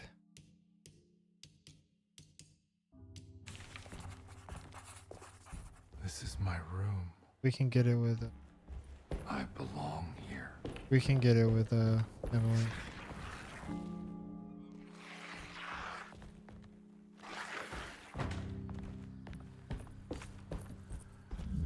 I know the combination. I carry it with me.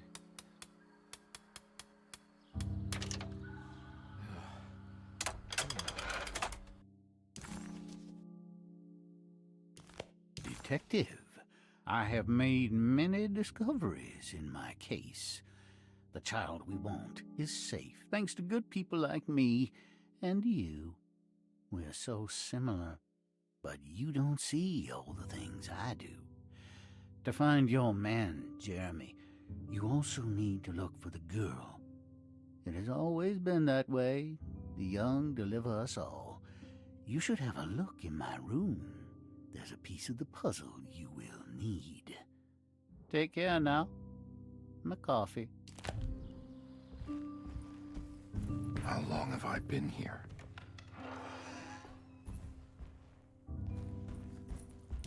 The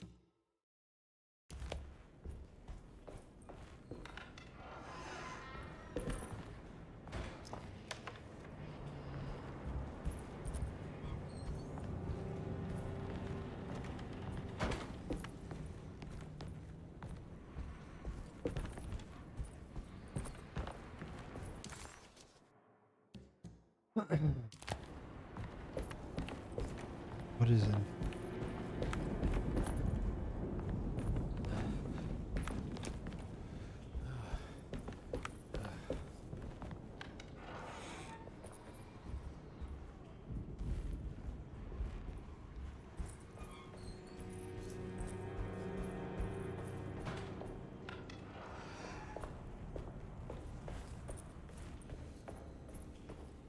Well, luckily we gotta play through this again, and we get to keep all of the clues and yeah, blah blah blah blah.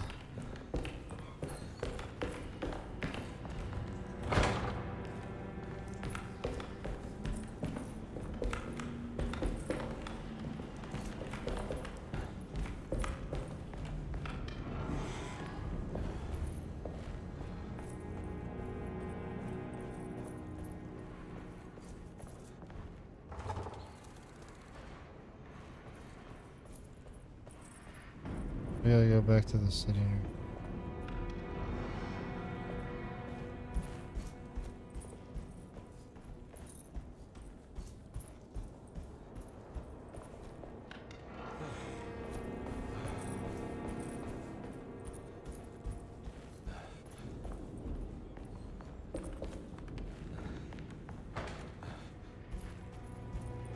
Yeah, these statues are fucking.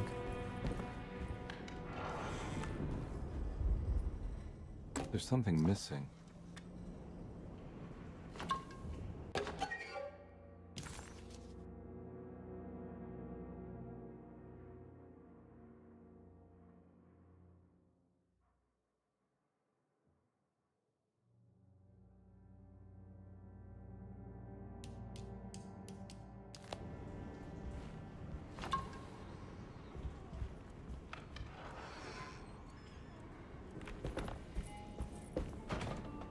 Grace.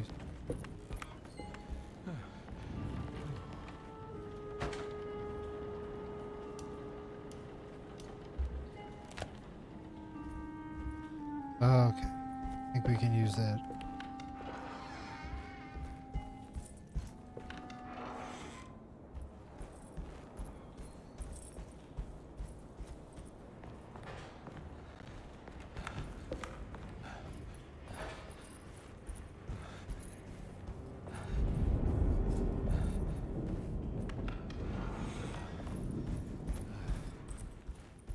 Got him.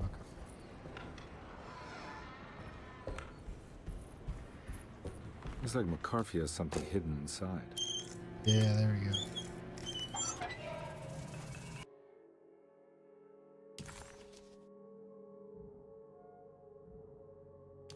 Why would McCarthy lock this up? Was he trying to keep Grace from completing the shape? If so, couldn't she have just made another drawing?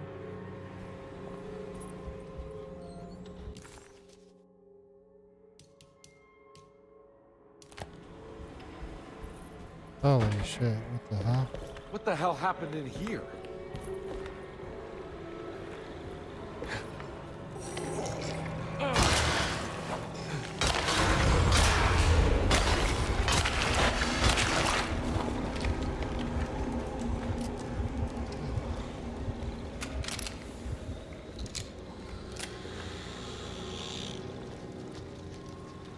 What the fuck?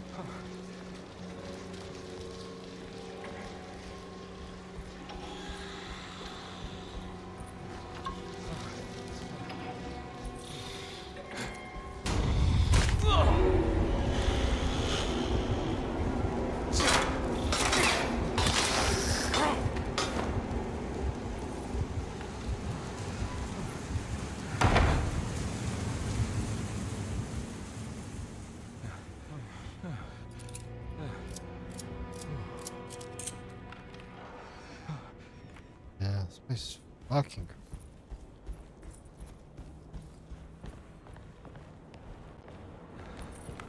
I wanted to see if we can go in that room and. Oh.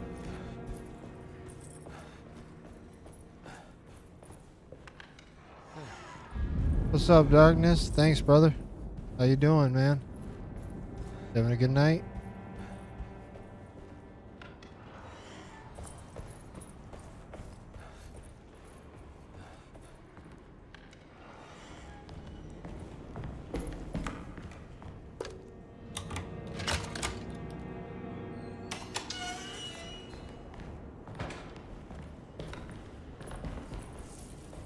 This doesn't look good.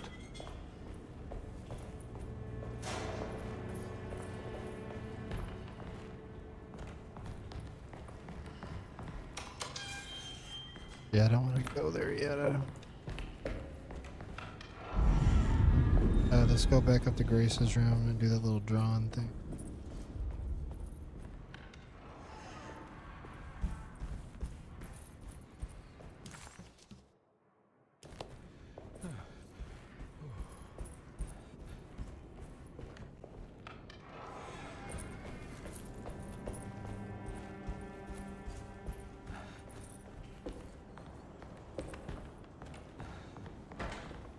Welcome to the stream, everybody. Hope you all are having a great night.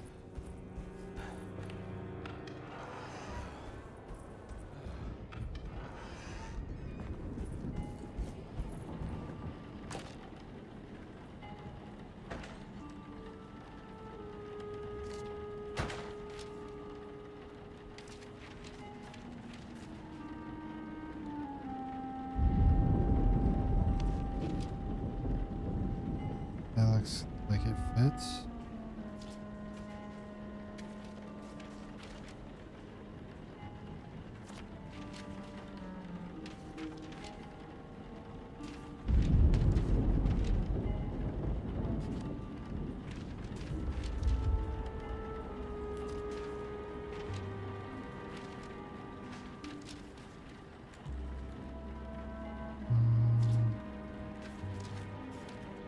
Okay, that looks like that fits.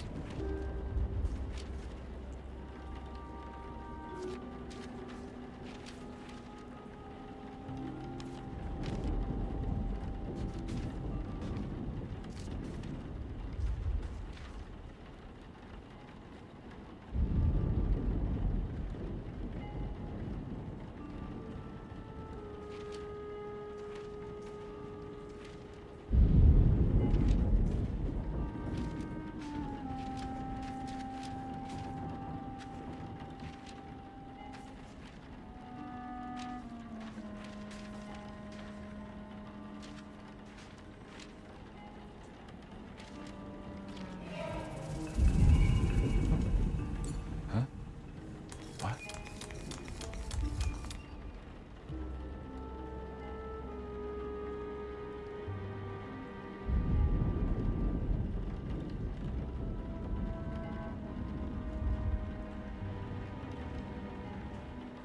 Oh, that's the sitting room.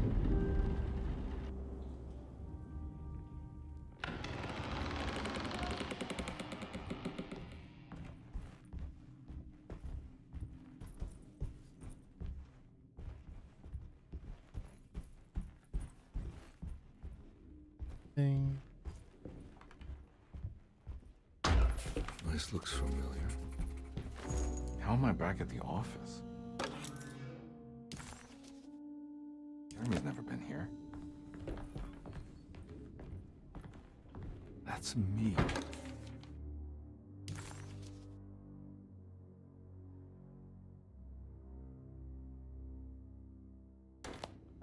Isn't it? How long had it been since I drowned myself in drink and depression? It had all felt so peaceful, slipping away into oblivion. A welcoming, dark voice wrapped around my mind like a heavy blanket. It turned off suddenly as I woke up from the sound of my office door closing shut. A messenger had left a telegram from Mrs. Saunders. She had a lead on where to find her husband and her kidnapped daughter.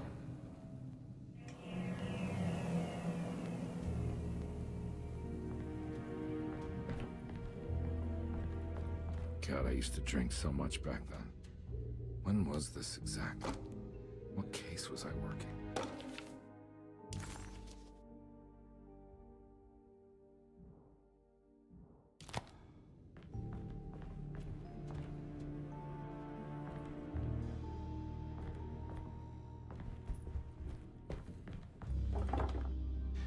I think I need to figure out where I'm going first.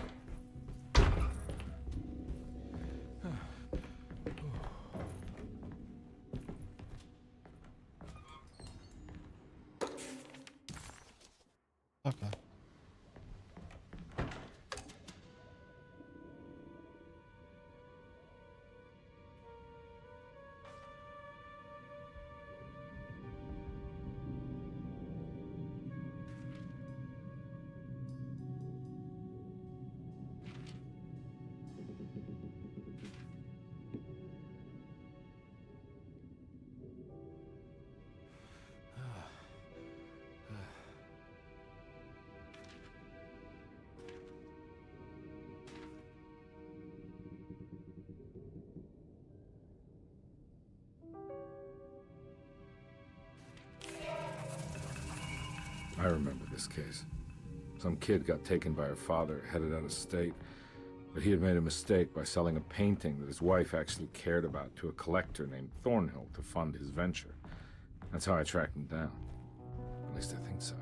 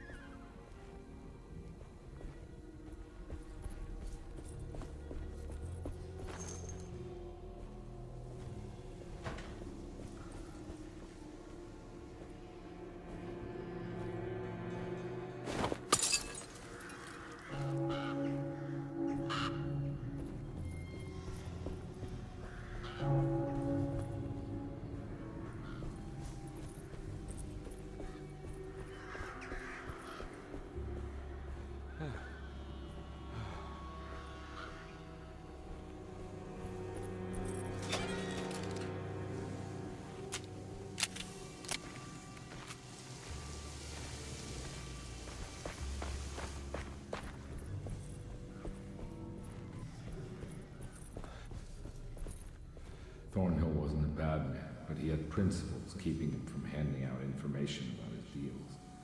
So he needed some convincing.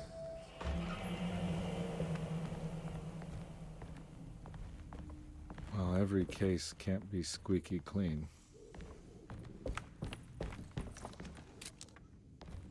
At least getting plenty of ammo here. Probably gonna beat it. The night is through.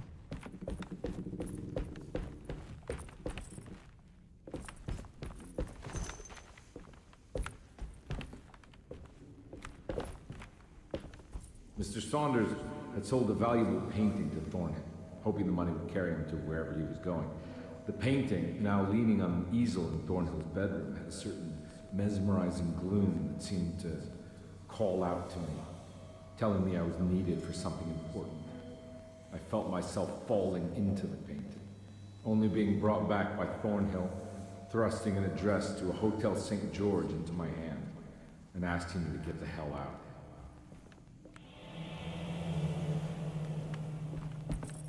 I don't remember this at all, but I can't say it didn't happen.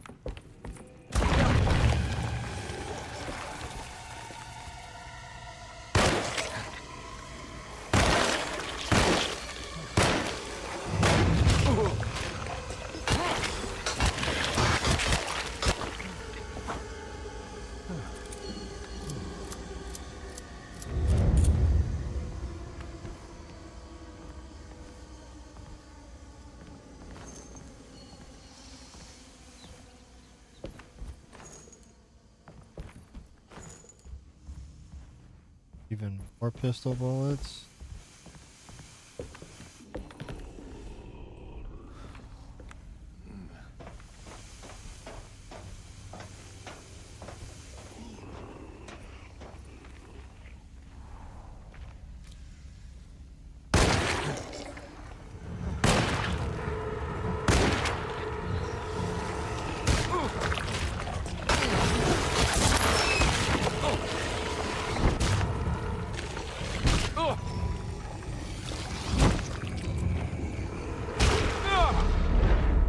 I didn't see that guy to the left of me.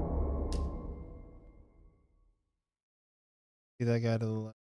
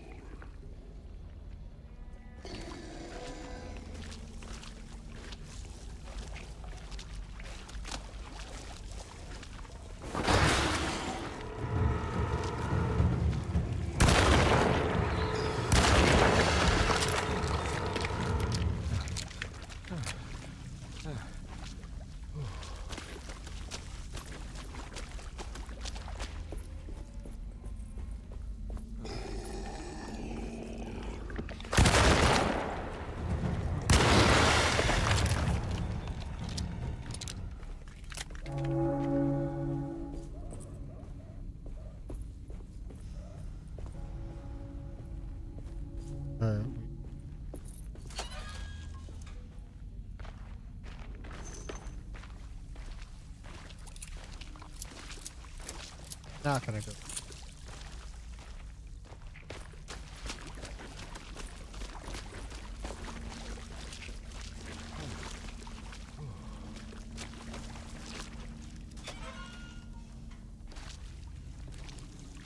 I can't go that way. Making sure, bro. Oh goodies.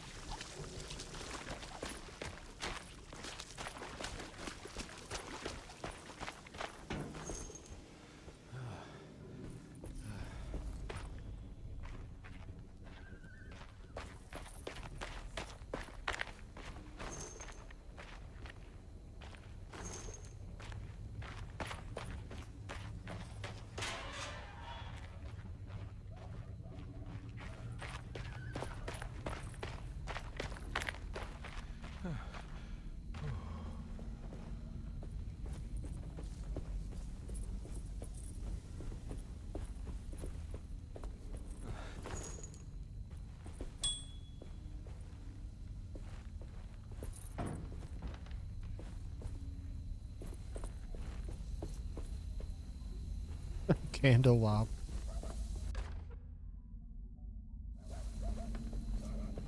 Go, bro. Let's get use this candelabra.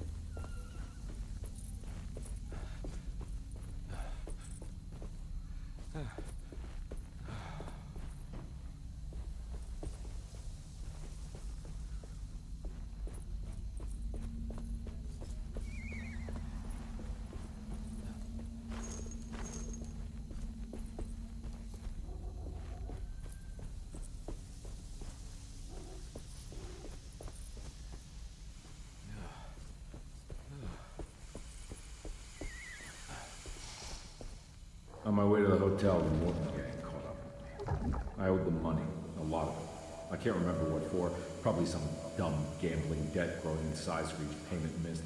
I punched one of them out, and I sent the others packing. It was a stupid move. They'd be back in greater numbers.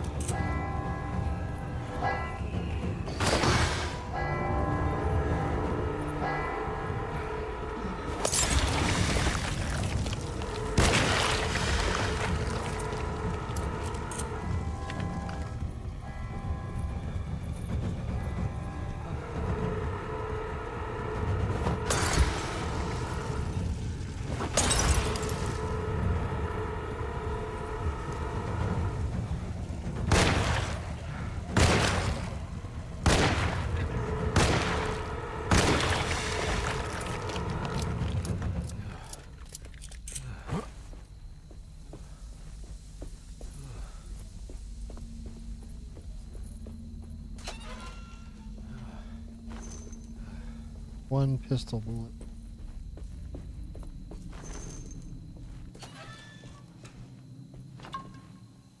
Ooze.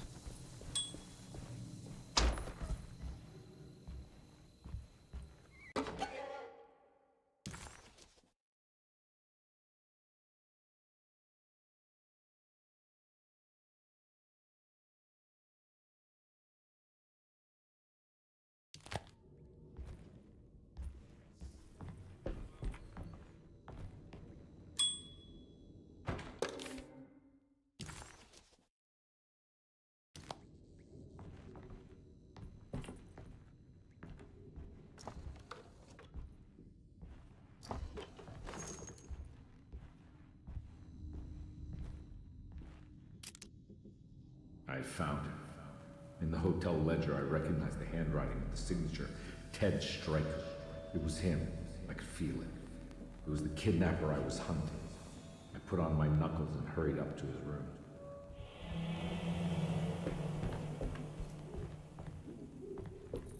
Something about that name, Ted Stryker, rings a bell. Feels vaguely familiar.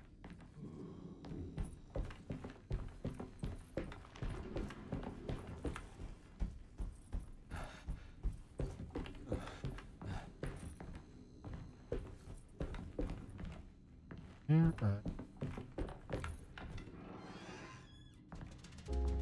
I recognize this room, but I didn't catch up with them here.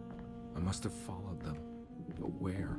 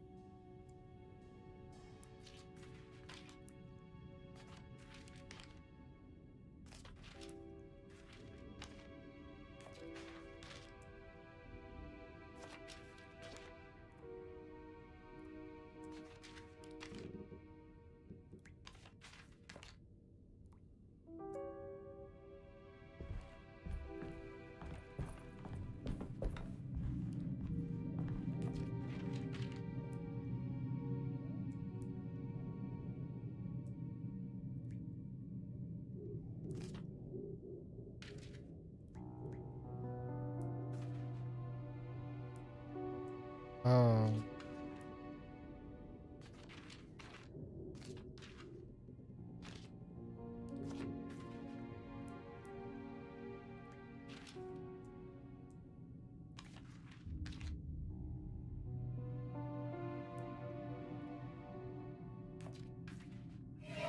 That's right, he was running away, ditching his old life and marriage in New Orleans to find something better in Tallahassee.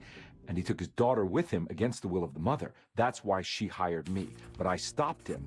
I caught up with him at the Pearl River Bridge. Pearl River. This is where I caught up with him. This is what the Dark Man wanted me to revisit. But I'm still not seeing it. What am I forgetting?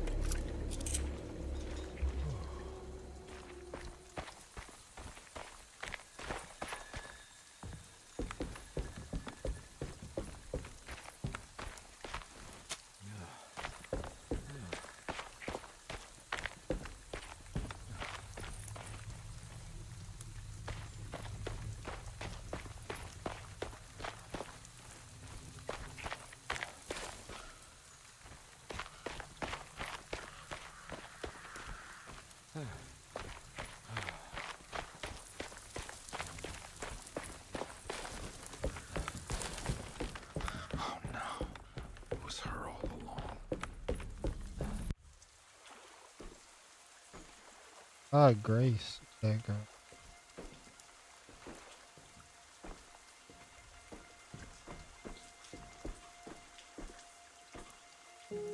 I can't believe I didn't recognize you. I looked a little different back then, I suppose. Was any of this real? How do you mean? This day, just... so much is happening. I can't... I think I've lost my head. Do you need me to apologize? I mean... I am sorry. I don't think I need to begin to explain. You're just a kid, Grace. I'm really sorry. I didn't mean for it to happen. Lies. More lies. No, really. I thought I was being a good guy by handing you over to your mother. I didn't know. I couldn't have known that she wouldn't care about you. I don't know how this works. What is this for? Some form of admission of guilt. Maybe acceptance. It's what the Dark Man wants. I guess we just watched my father die again then. You think he's alive? I know he is. He's down there, scared that he won't be able to get out. That he will drown with his daughter again. What are you saying? We gotta save him! We? Do it yourself. I'm down there with him, remember? Oh, sh... Can I really save them? This all happened so long ago. I have to find a way to get down there. I have to see it with my own. There must be a way to save you both, right? Why else would I be here?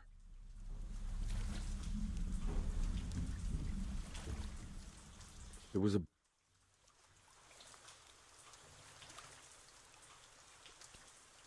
Don't worry, kid. I'll think of something.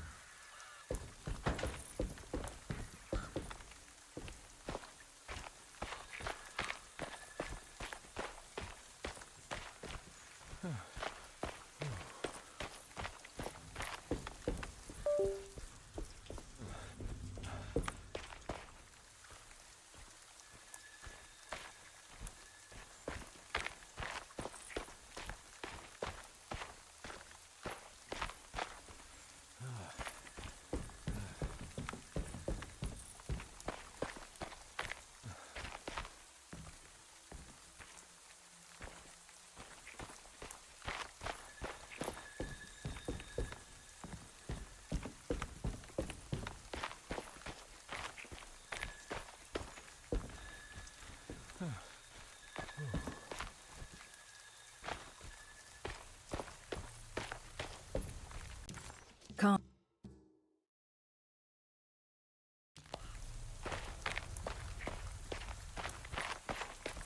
Oh yeah, right.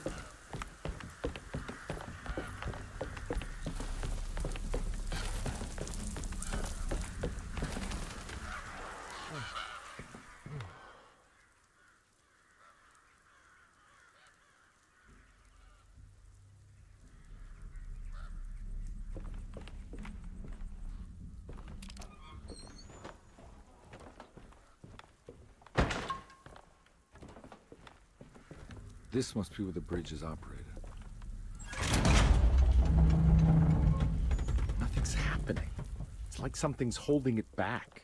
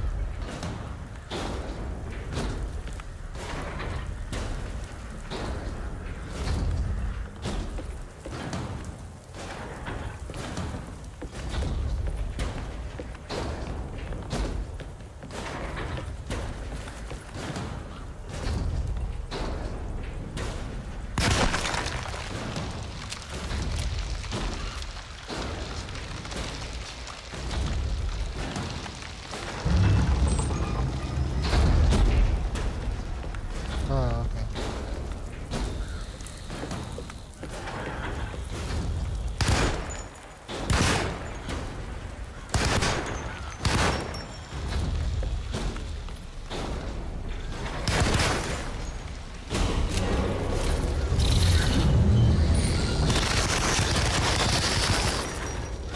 There we go.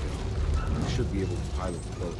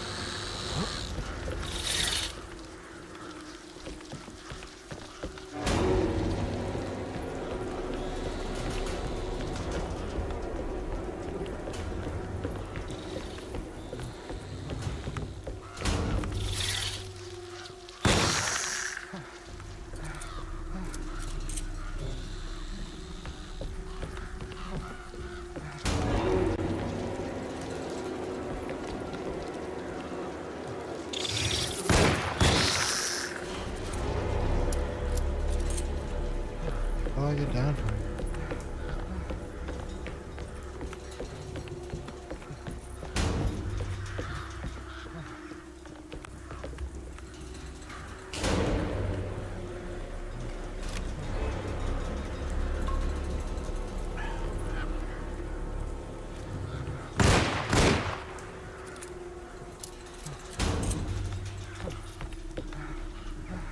Can't even swing the axe.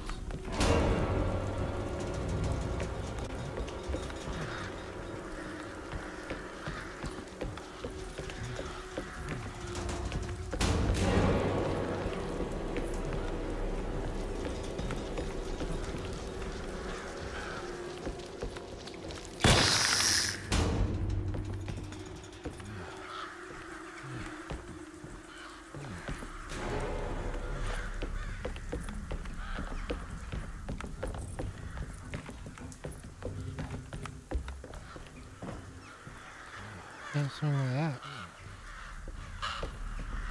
Progress.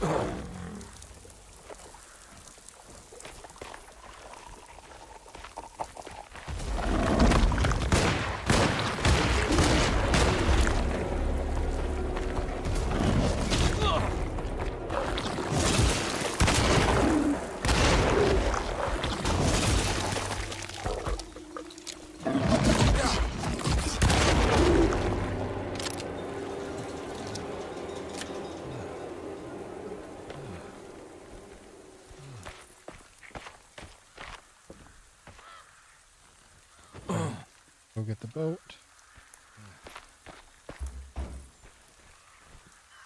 Don't let me fucking swing it though. Not let me melee it.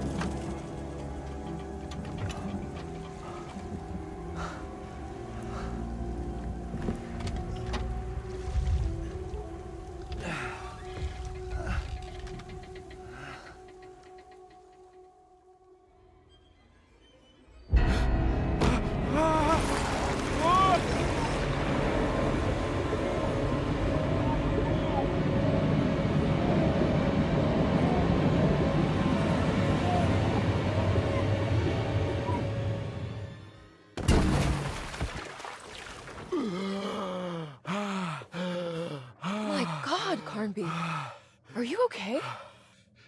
Don't leave me alone. What the hell have you been doing? What's going on here? Look at this mess! I'm sorry, Mrs. Thompson. Don't make me kick you out of this house. Now get out!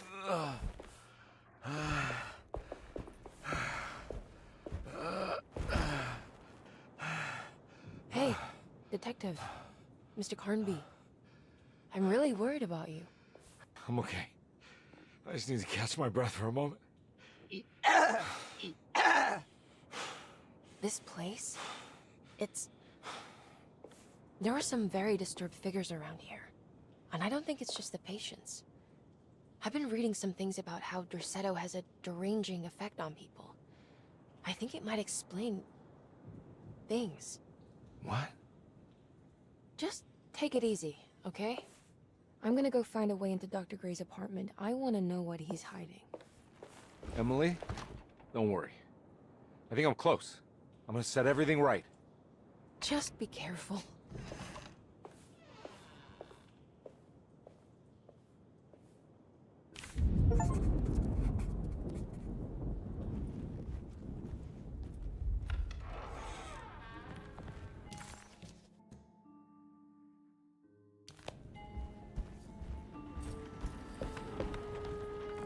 Is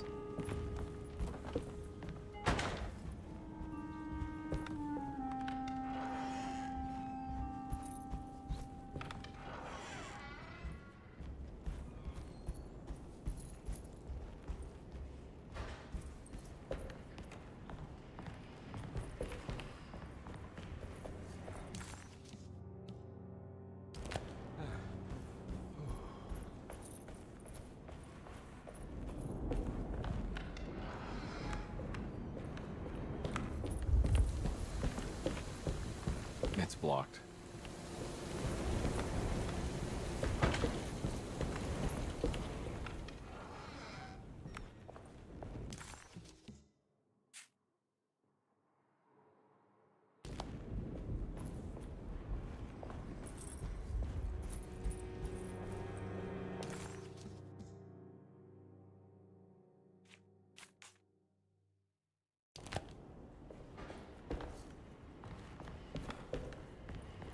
giving.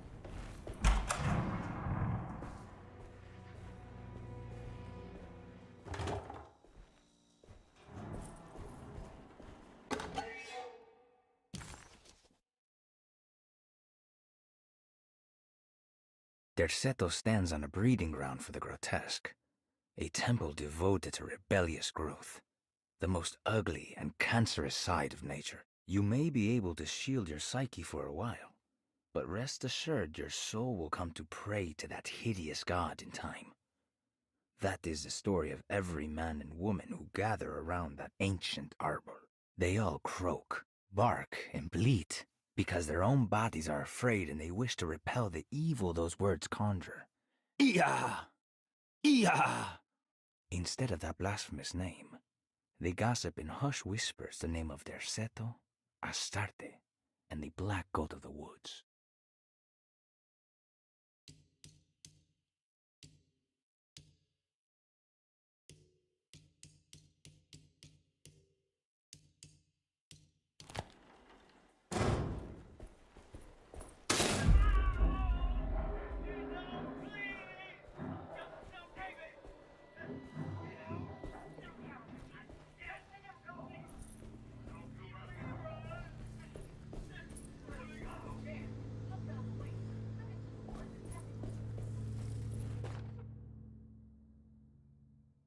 Radiography. Patient Jeremy Hotwood. Date June 14, 1930. Plates. Jeremy's skull proved difficult to capture properly. Partial radiographs worked best. A complete picture of the brain can be assembled by piecing 3 plates together. Observations. Even when looking at an assembled version, a shadow covers significant parts of Jeremy's brain. Possible tumor, but more likely that the equipment is failing. Jeremy reacted strongly to the pictures and claimed to see a giant clay worm eating and displacing his memories. Notes. While this exercise has left me nowhere closer to an answer, I feel confident that a Burkhart lobotomy should sever all necessary parts. Hypothetical psychosurgery based on the ideas by Burkhart and the St. Petersburg research could end up saving Jeremy's mind. Severing the connections around the frontal lobe would certainly solve most mental afflictions. The procedure would be brutal in performance, as well as in efficiency. An ice pick pushed through the edge of the eye and into the skull would untether the nerves like Alexander cutting the Gordian knot. As this would likely leave Jeremy in a very different condition, all other paths should first be explored. The medical instrument I would need for this lobotomy is missing, and I should have Waits order a new one.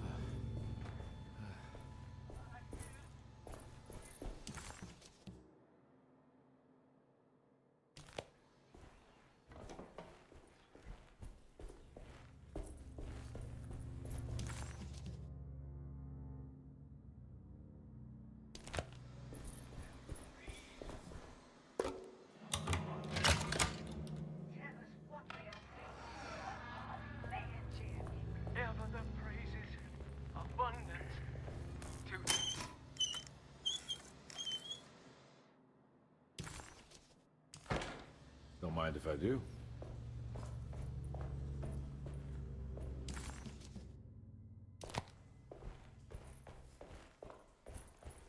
Also,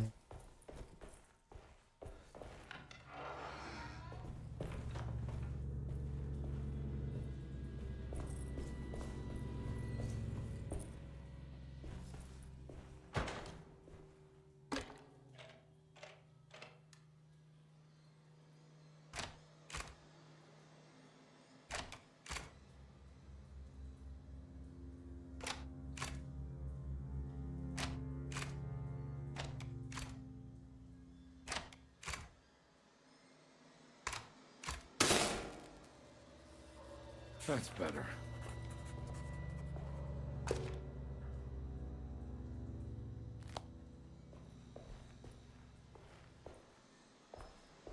Are all the lights back on?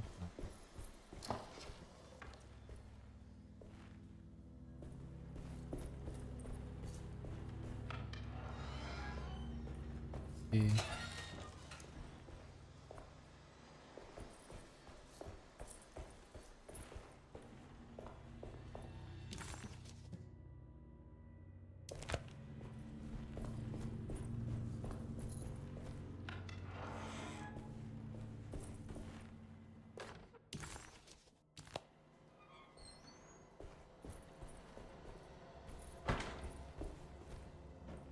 I need the key.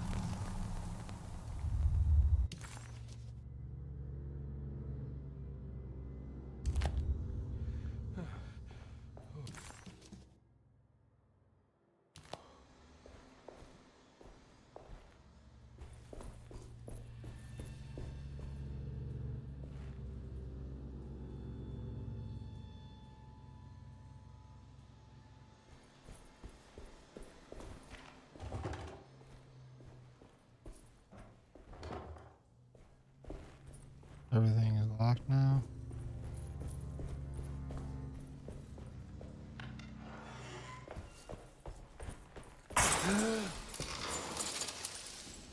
Why does this keep happening? What am I supposed to do? Keep running.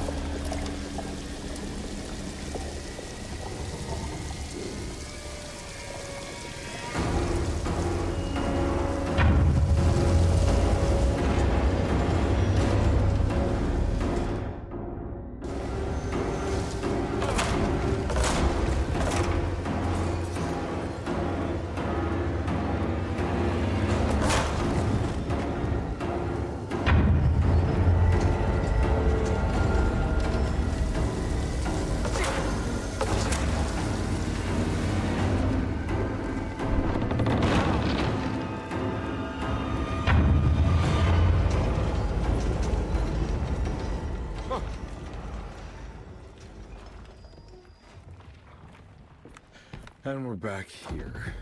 Well, perfect time to have a look around this place.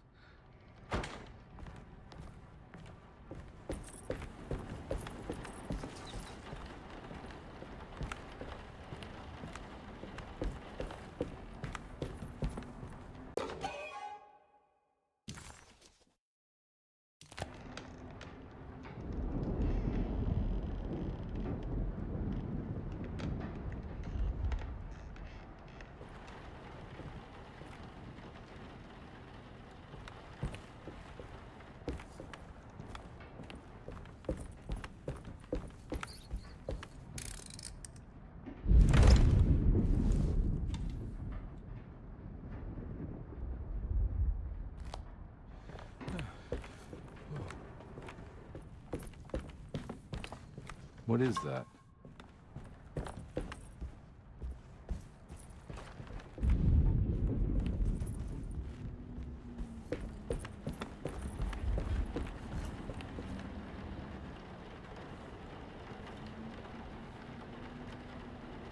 They're coming. I have freed hellish forces, and now the price must be paid. Yersetto is the prey of evil. The sun has set. They will find my body, but will not have my soul. I can imagine the Master's fury and the terror in the hearts of his slaves. I hear their footsteps. Some may understand what I've done. May God forgive me. Farewell. What would happen if I refuse? Would the whole world come apart? Would everything conspire to make a new story? Maybe one where I live.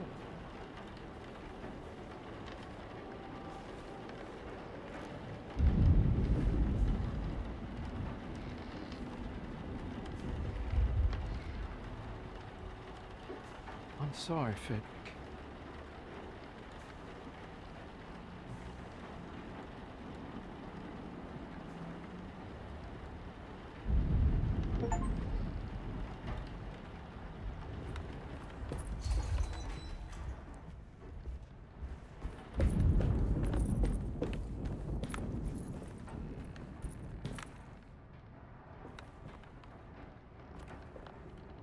Oh, so something fell from the attic. Okay. Case.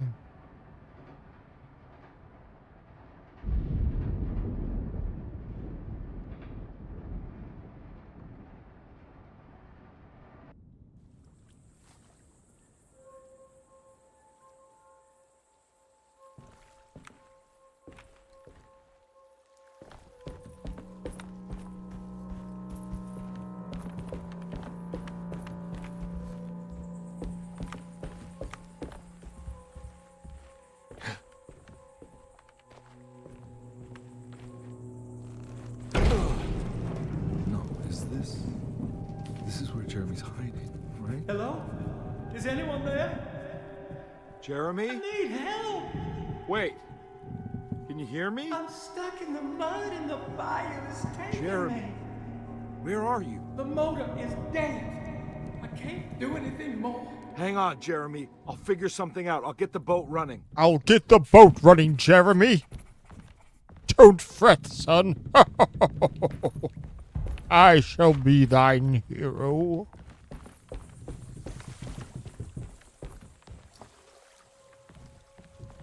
Bullets.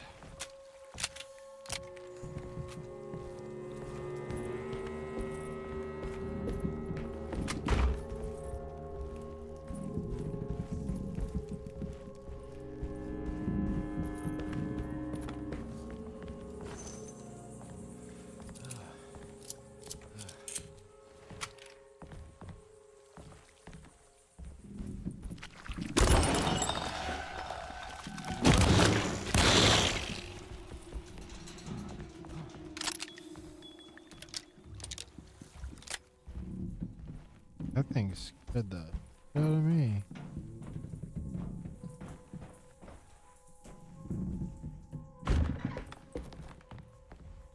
Little bugaboo there.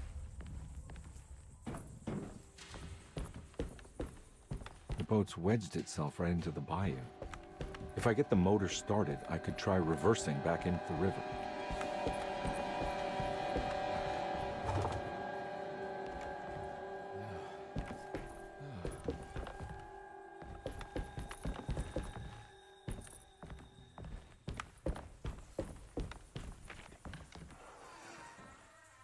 Jeremy.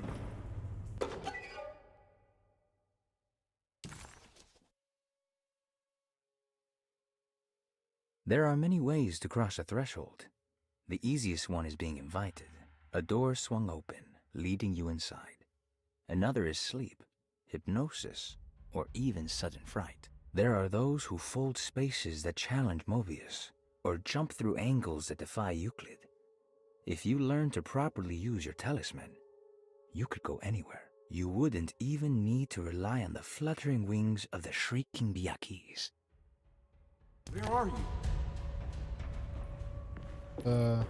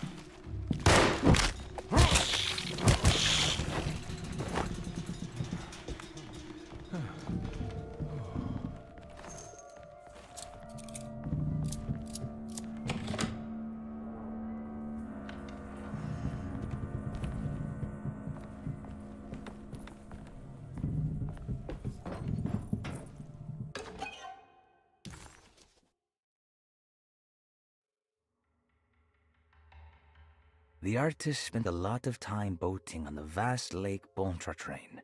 Poetry, painting, photography, everything seemed to become better by the shimmering water and the opalescent sky. One night, as the sailors returned to Darceto, they found a masquerade ball taking place.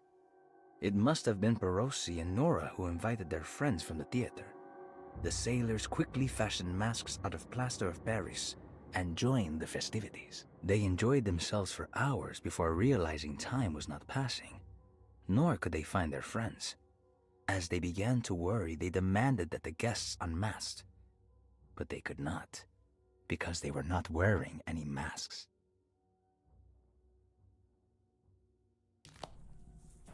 All right.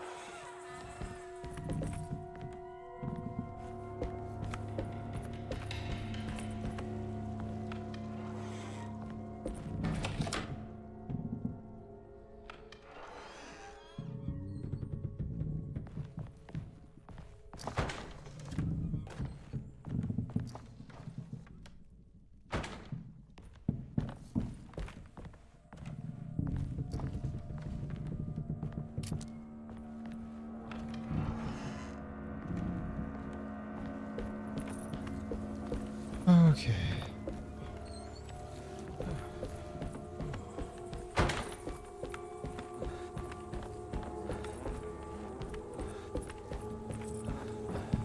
I can hop into.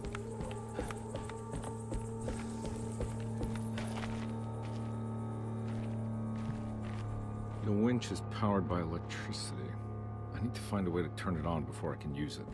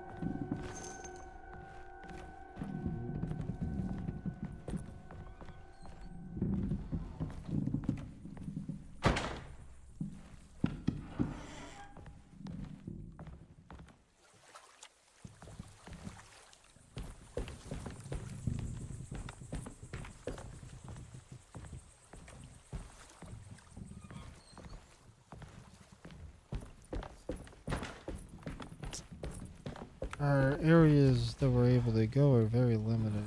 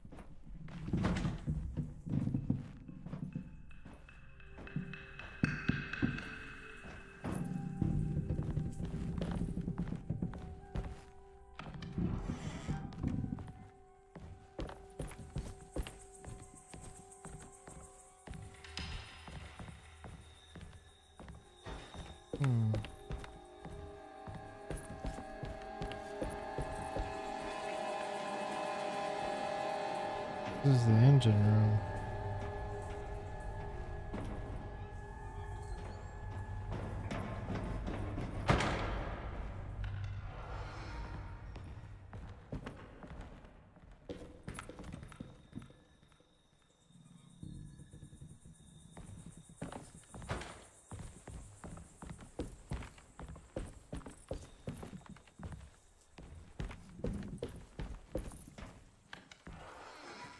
Be able to drop anywhere.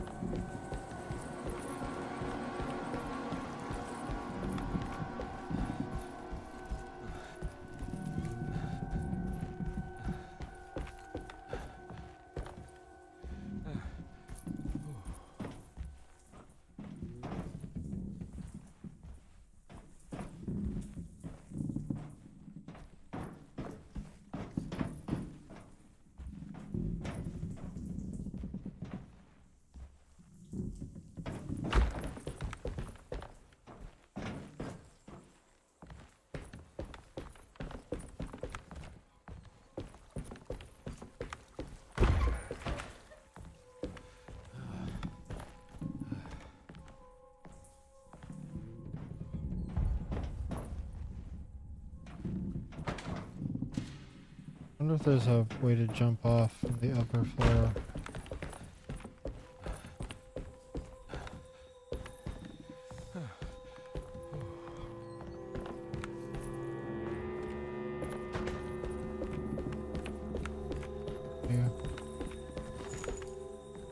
pistol bullet. But, not very much, though.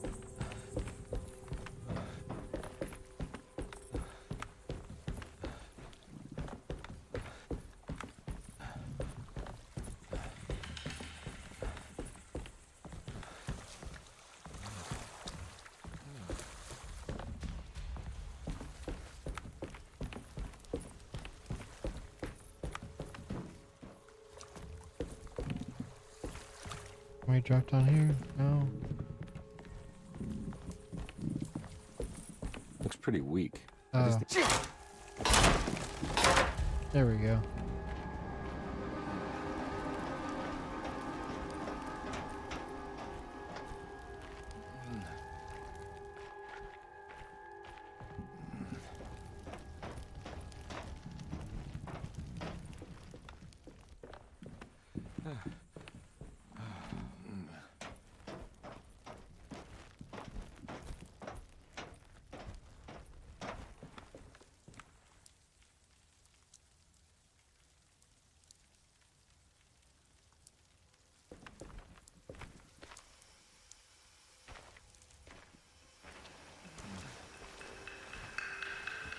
Hello, is this the wife? Hello, the wife. How are you? Are you? That doesn't sound like... Who are you? Who are you, and what? How did you get my wife's number?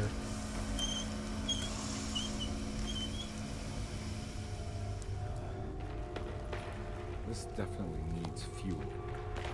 Please do. And please don't do this again. That's just rude.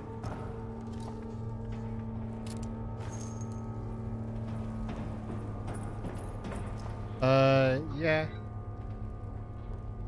Give me, well, I already cooked it. You can, use it tomorrow. Alright,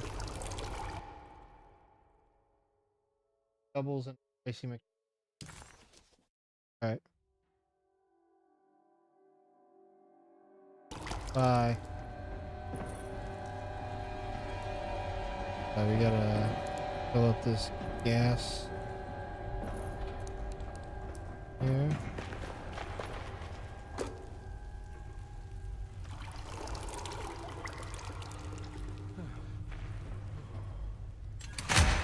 Give the old engines a start.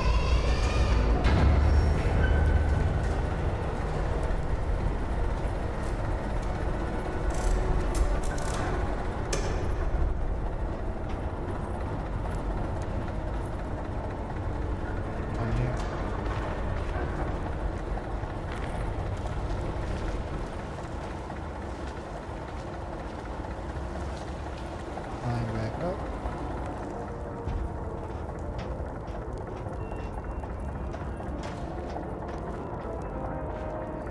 Covered it.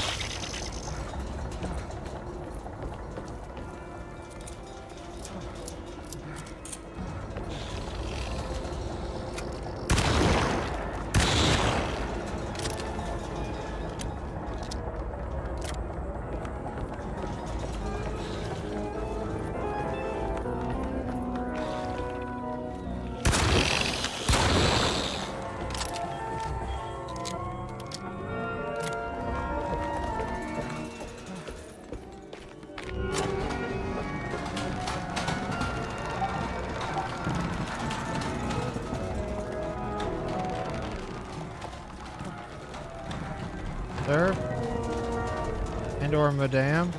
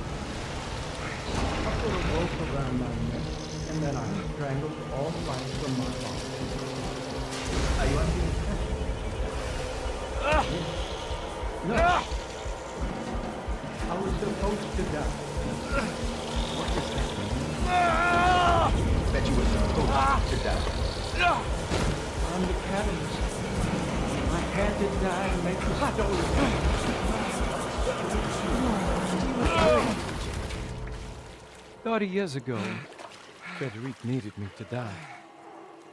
You're not making any sense, Jeremy. Come on. Find your focus. Hey! I cheated everyone. I didn't play my part. Hey! I escaped my doom. My destiny. Again, find your focus. Hey, I'm right here. What the hell is going on? Now everything is wrong. Nothing is in Hey! place. I'm right here! Calm down, Mr. Conby. What do you want?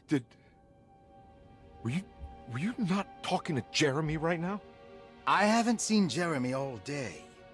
Are you all right, Detective? No. Actually, I don't think so. Well, maybe. I'm gonna go look for Jeremy. Good. Let me know if you find him.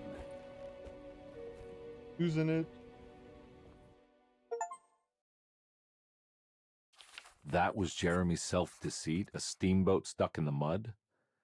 I'm not going to pretend I understand any of that. What a bunch of psychoanalytic nonsense.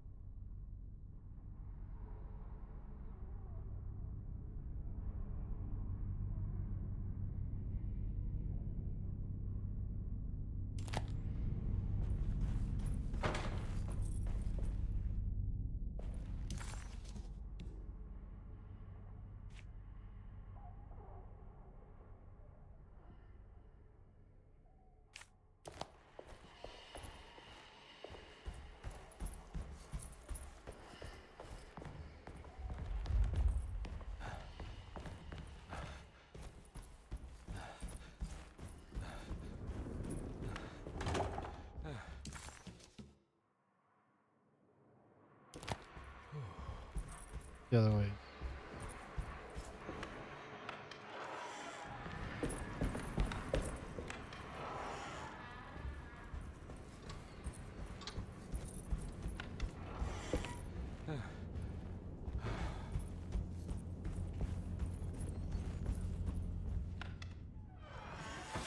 Detective, am I glad to see you. Lock the door, will you? I don't think Dr. Gray would appreciate us snooping around. What's going on here? This feels so strange.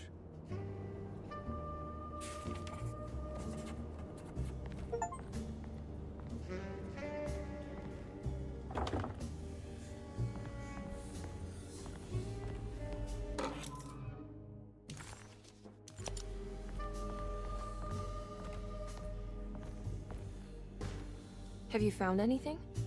What? Yeah, I've seen some things. Okay. Let me know if there is anything you want to talk about.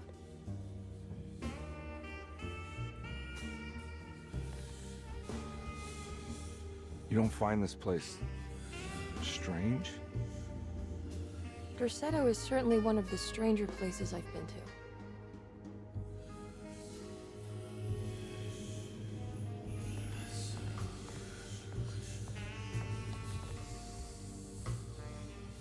This room feels too real.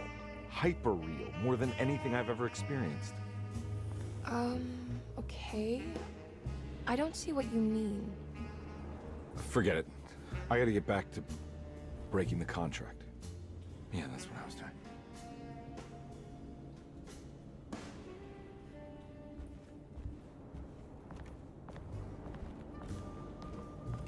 There's a book missing. What did you do? I was just rearranging the books. Well, come on, let's check it out.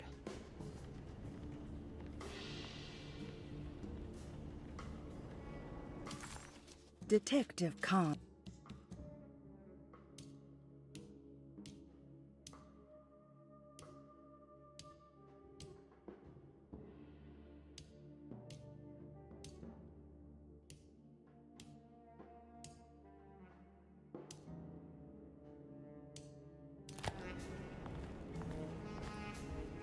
I think I'm beginning to understand. Dr. Gray is dealing with some kind of mass delusion.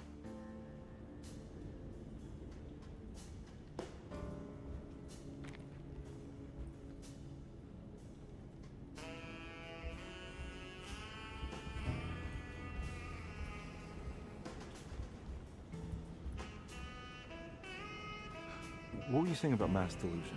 Derceto seems to have a deranging effect on people living close by. It has a history of creating cults devoted to some nature goddess. Even the name Derceto refers to the cult existing here before the Civil War. Derceto was the name of an ancient fertility goddess worshipped in Syria. Dr. Gray and his friends, however, seem to prefer the black goat of the woods with 1,000 young, or Shub-Nigroth. And that name can only have come from my uncle's twisted mind.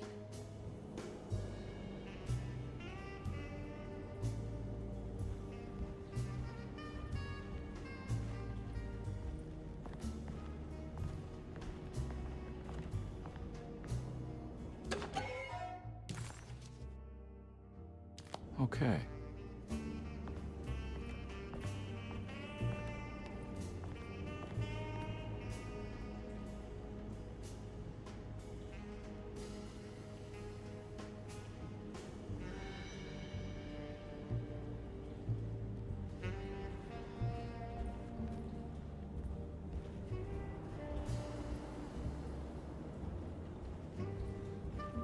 You think all of them are in this cult business? Even Jeremy? I'm not sure any of them have a choice at this point. We just need to find a way to stop all of this.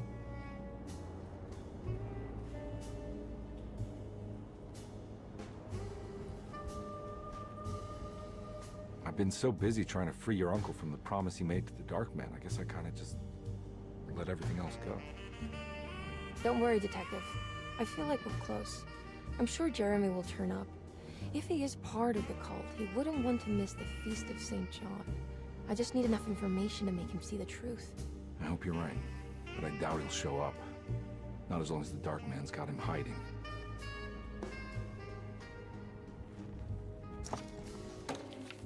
Good to finally meet you, Mr. Hartwood. I'm here on the behalf of your brother Philip. You were expecting me, weren't you? Yes, you're from Derceto, no? That's right. I just wanted to ask you a few questions to see if there is anything I can do to help you and your family. Okay. I understand you're full of imagination. You make up a lot of things. I suppose. And you obsess over them, blurring reality and fiction. Sometimes. Do you want to tell me about the Dark Man? No, I don't. That's all right. Perhaps there is something else you can tell me. Something you know to be made up, but you hold dear. Juan? John? Who's John? No, Juan Luis Jorge. Oh, wait there a moment. Here, take a look. Is he... Oh, he is the author. It's a magnificent book. Life-changing even. The real Juan is long dead, but I like to think of him as my friend. My most beloved friend. I see. Do you often do this? Fantasize about people you read about? No. Well, there is Jacob. Who is Jacob? Turn to the last page. Oh, it's a newspaper article. The Prisoner of Ice, Jacob van Ostad. Is he also your beloved friend? Oh, no, Doctor. Not at all. He is the fire that fights fire. Yes, I think it's clear your overstimulated imagination, this mania, needs to be tempered for you to live a normal life. I know your family calls it the Hartwood Curse, but I want you to know that there is nothing supernatural about your condition. It's all inside your head. And with that, I'm very qualified to deal with. In time, you will be cured. In time. Yes, in time we will exorcise all your demons, all the Dark Men. Yeah! Please, Mr. Hartwood, calm yourself. What happened? Oh, don't you worry your little head about it, Miss Hartwood. Your uncle and I just had our first breakthrough. That mark on the floor looks like talisman positions, but from which direction should I look at it? The Snake Dagger, a monograph by Yael Klein. In Ludwig Prin's book on pagan rituals called The Mystery of the Grave, as translated by Nicholas Vachy, there are several references to a sacrificial dagger called the Snake Dagger. It has long been thought of as a poor translation of the original text, that it would be more appropriate with worm dagger from the Latin vermis cultrum. This seems natural following the recent consensus that the original title of Prin's book, De Vermis Mysteris, should literally translate to the mystery of the worm. However, this would take away from Vachy's great effort at translating the underlying meaning of the words and revealing several cultural beliefs. While Prin certainly was using the term worm as a symbol or synecdoche for death and the dead, which is made clear by the contents of the book, in the case of the dagger, we shouldn't be too hasty to dismiss his translation. Reading through Vachy's correspondence with his patron, it appears that he had more than just the Latin text at his disposal. Vachy had dug up Prin's living relatives and uncovered several cross-referenced historical texts and an actual snake dagger. The dagger was dated to the early Middle Kingdom of Egypt and had such a clear shape of a wave that Vachy considered calling it the sinusoidal blade. Knowing the full story, it seems prudent that he chose to translate it as snake and not worm.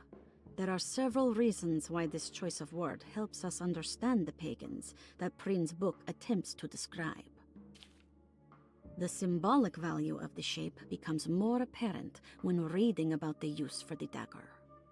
In the passage of possession and exorcism, we find The snake dagger poisons the poisoner within the victim and is therefore The stream, pacified. guys. Where the literal text would tell us that the worm dagger trumps the demon possessing the victim, it tells us nothing of their reasoning. Only that somehow this dagger wins against the demon, like it had the better hand in poker. Vahi's translation allows us to follow the underlying logic to the ritual magic that is being performed. Poison the poisoner. Sounds like fighting fire with fire. That to hurt the demon possessing its victim, the priests would have to fight back with a power that is known to the evil they are fighting. The snake dagger is therefore not only a good way to describe its form, but it also helps us understand how it could be thought of as a useful tool for exorcism. Finally, it also helps us understand their relationship to lunacy, that it was thought of as something poisoning the mind rather than controlling it. What is also interesting to note is that the possessed are always considered poisoned in their head and not their heart. The snake dagger always went to the eye of the possessed, leaving them partially blind, if they had the good luck to survive.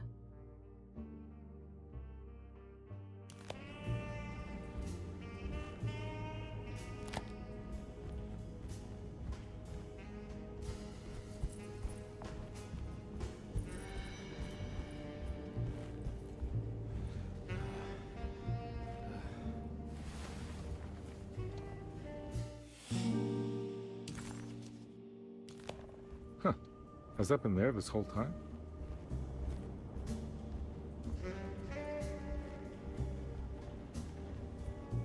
The fucking god tank.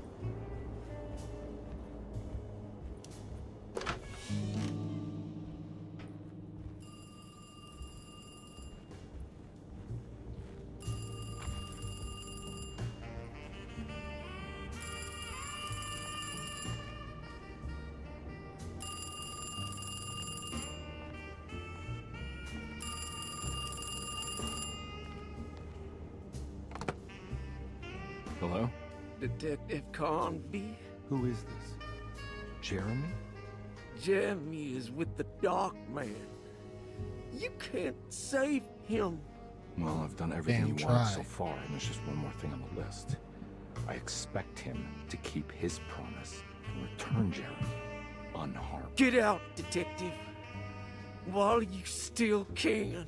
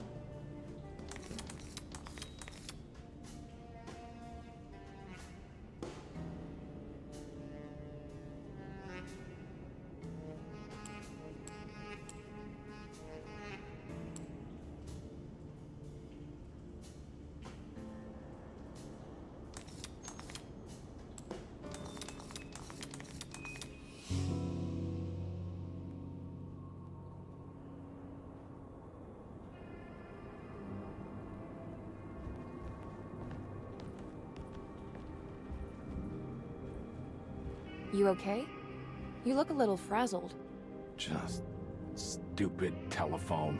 I know. I tried calling the police earlier. The telephone is completely dead. It's not... Yeah, no, the telephone isn't working.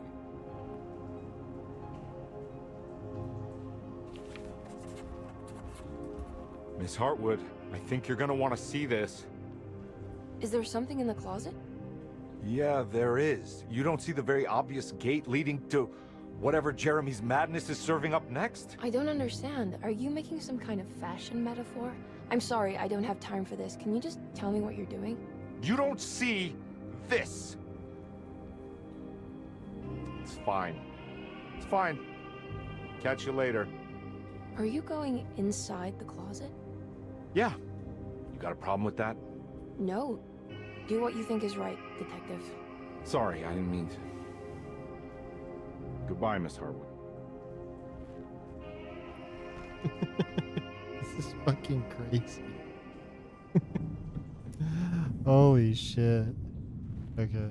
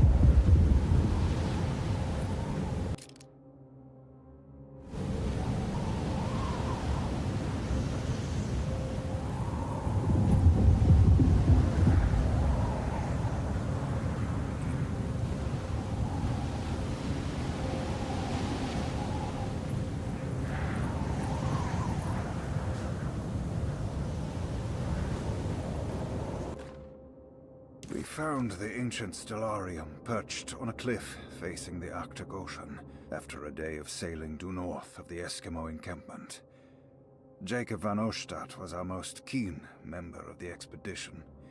He had been chasing down the source of a peculiar type of crystallized metal present in several sacred items among the natives on the northeast coast of Greenland.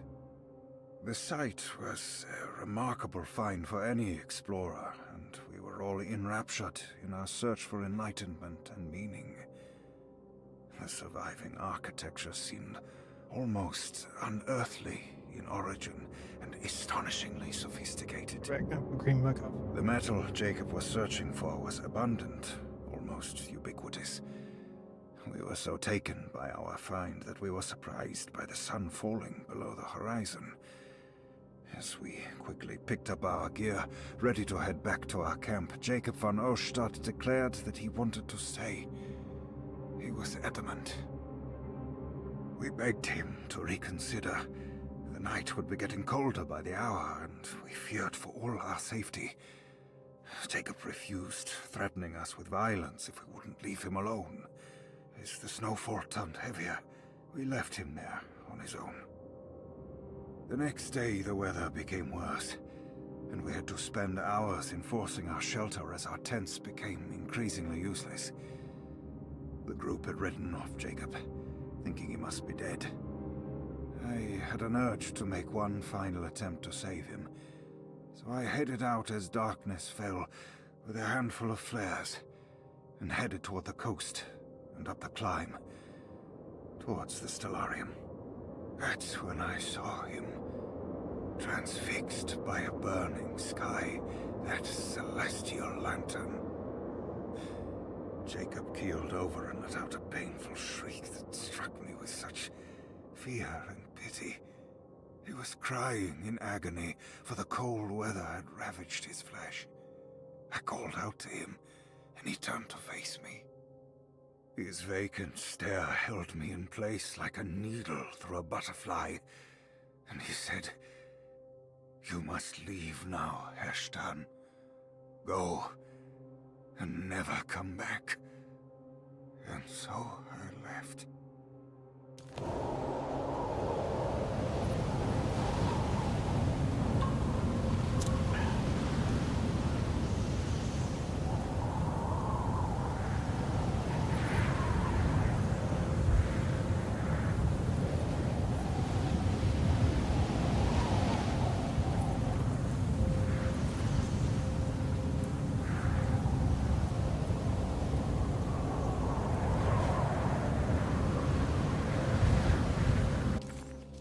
disheartened by his failure to make it.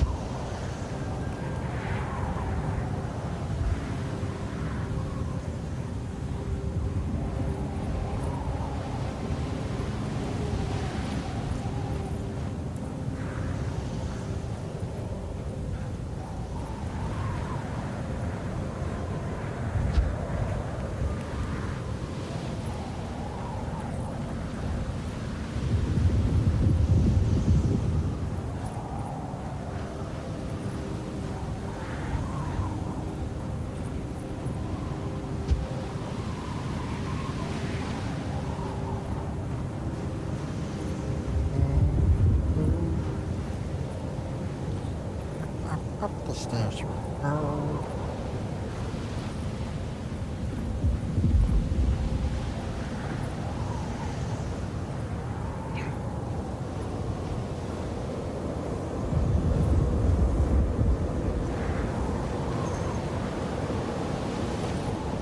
What the fuck is this?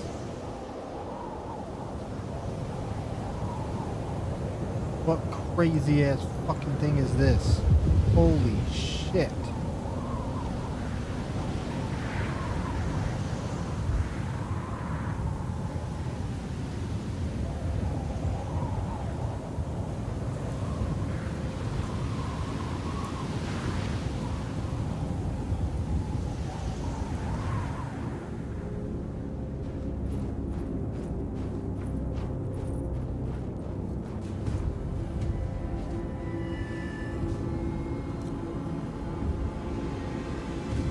Hey, you! What are you doing here? What is this place? Turn back, Detective. You're not wanted here. Whoa, take it easy. I'm not your enemy. Oh, you're wrong, Detective. You're wrong.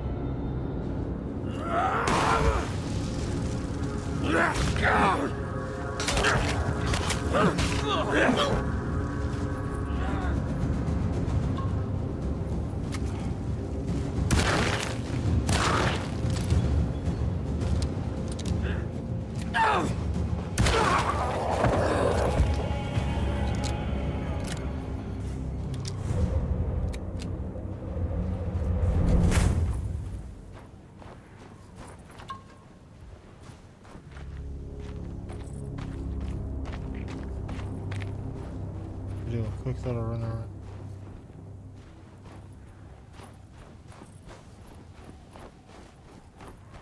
Boots.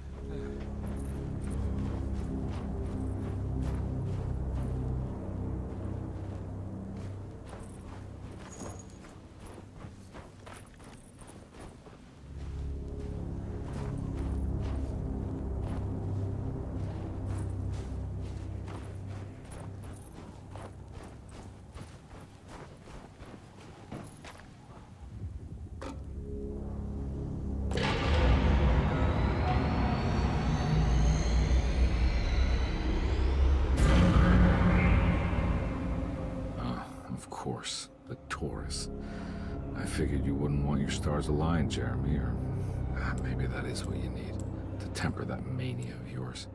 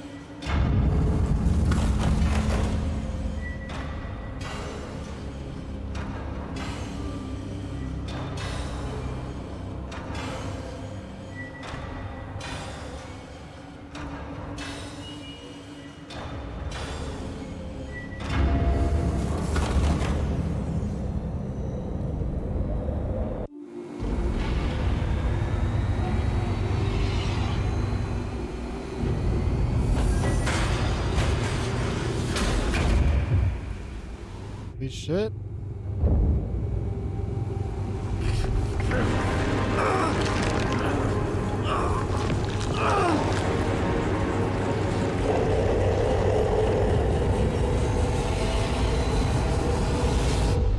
What the fuck?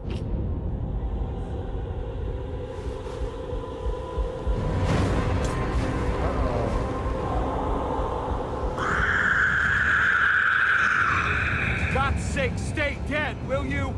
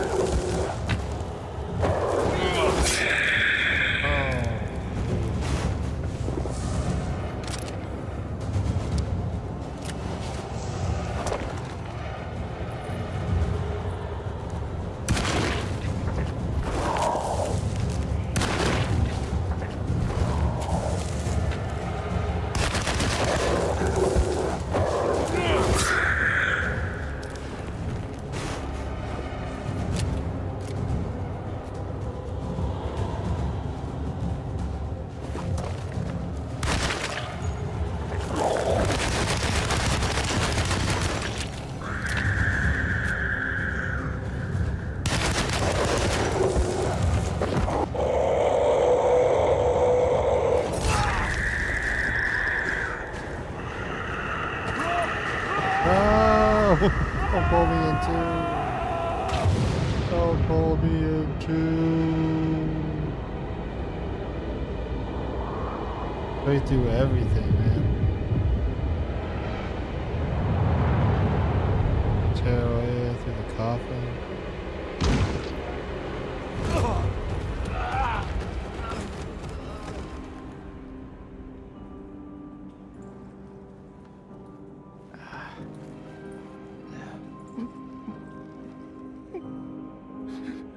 Jeremy?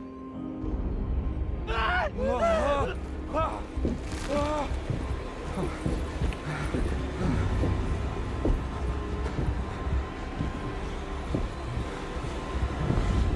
did everything! Aren't you happy? Stupid charlatan! What more do you want from me? You want me to lose my mind? Oh, my lord! Doctor! Baptiste! Quick! Jesus. What are you thinking, compadre?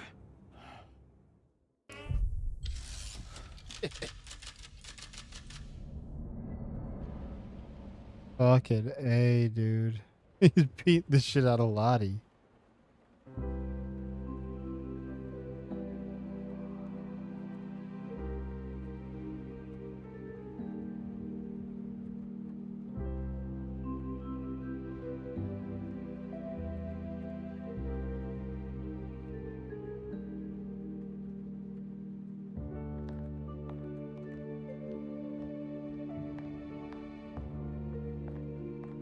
You awake?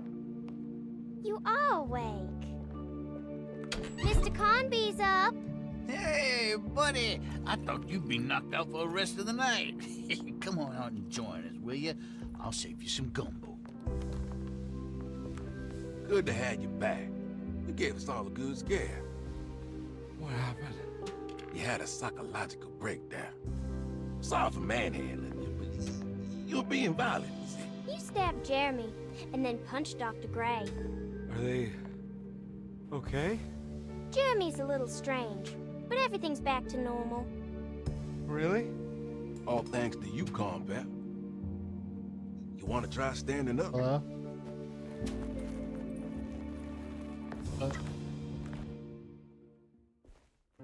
Well, if it isn't the hero of the day. How are you feeling, Detective? Never better. How about you two? Hey, Jeremy, I didn't do too much damage, did I? Whatever. Things are fine. Very quiet. Alright. What's up with him? Painkillers? No. You see, despite you having the finesse of a one-eyed butcher, you managed to lobotomize dear Jeremy.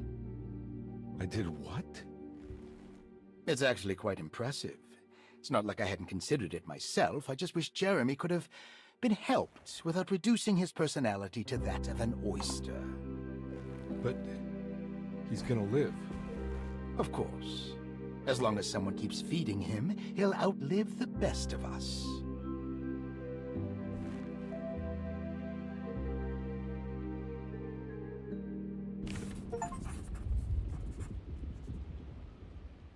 Does Emily know about Jeremy's condition? Yes. She seems to be handling it quite well under the circumstances.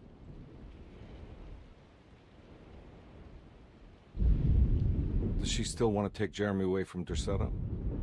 I will have to insist that you do. This is not that kind of institution. Jeremy, hang on for a little longer, okay? We'll be going back to New Orleans soon. Oh, good. I do so miss the city lights.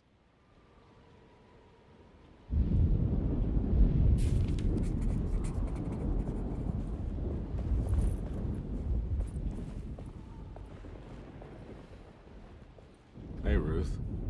Glad to see you made it back to Derceto. You too, Detective. Make sure to stay for the festivities. It's no Mardi Gras, but it ain't bad.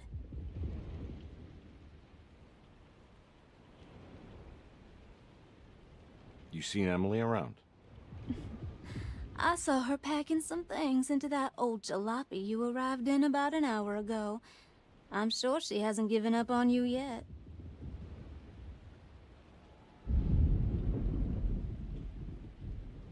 Catch you later. Looking forward to it, Detective.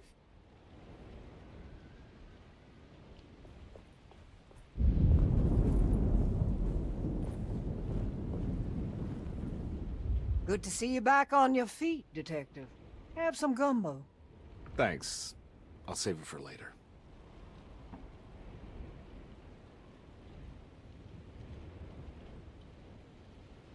Seems like everyone's in a pretty good mood. The Eve of St. John is the most important date of the whole year. It's the only day when the black goat of the woods tends to her young.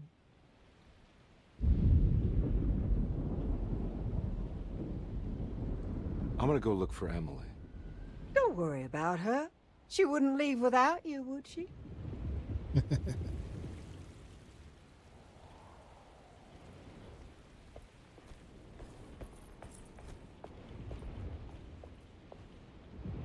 What are you looking for? Just keeping an eye out for the storm. Radio says it could be a wild one.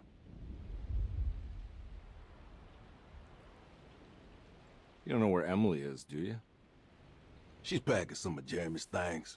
Said she wanted to take him away. I'm sure she'll come and get you when she's ready.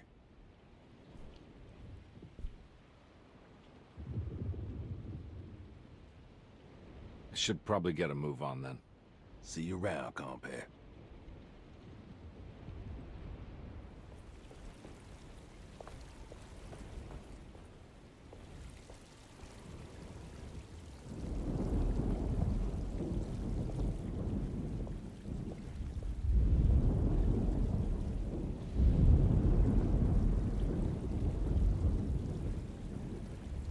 That is one impressive tree. More impressive than you could ever imagine.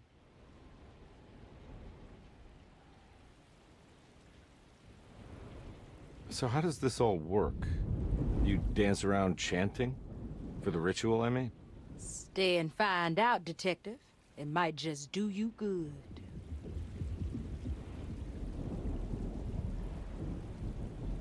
You haven't seen Emily, have you? No, Detective.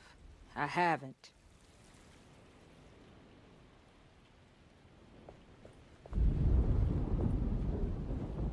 All right, tell me, what the hell's about to happen here? Every year we have a little turn the page ceremony by the tree. It's symbolical. It's like life has its cycles of grief and happiness. You know? just like a tree facing the seasons. Things change, but remain the same.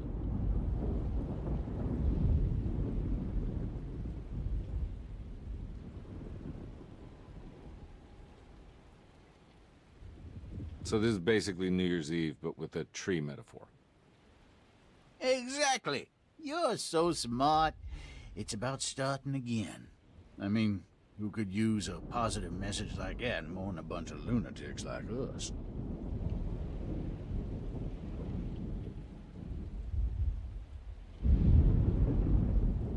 I get the feeling some of you think this year is going to be special.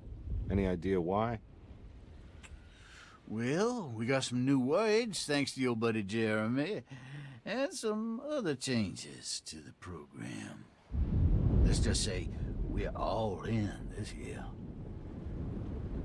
It's creepy, man.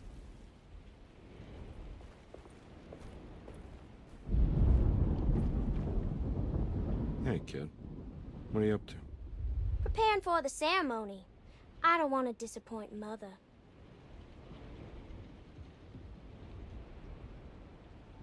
What's your part in this?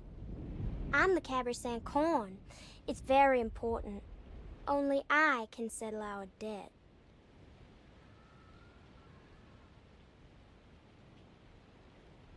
You know, I had my doubts, but you are in the right place, Grace. I think you might be right. For once.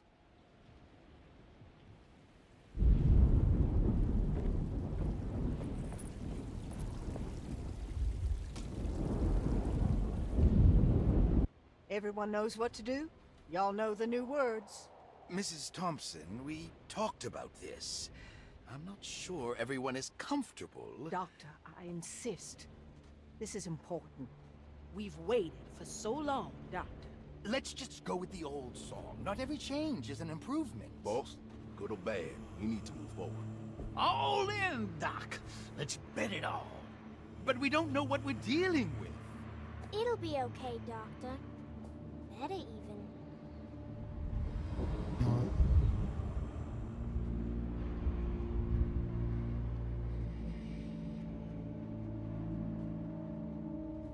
Hell, there are praises in abundance to the black goat of the woods. Hear us, Mother. Take pity on us. Take pity on us. Ever Hear there us, praises Mother, and praises abundance in to the black goat Take of the pity woods. on us. Hear us, Mother, and take pity on us. Take pity on us. Ever there praises and abundance to the black goat of the woods. Hear us, Mother, and take pity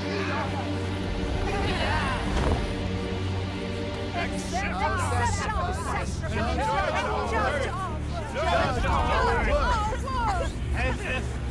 Stop! Are you crazy? This is what needs to happen, Caulfield. Grace, stop! Stop!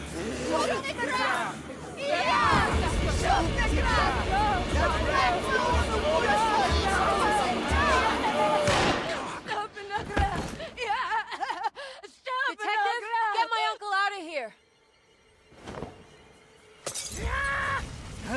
Jeremy, come with me. Get over here. Jeremy, come with me. Jeremy, come here. No! There has to be another one!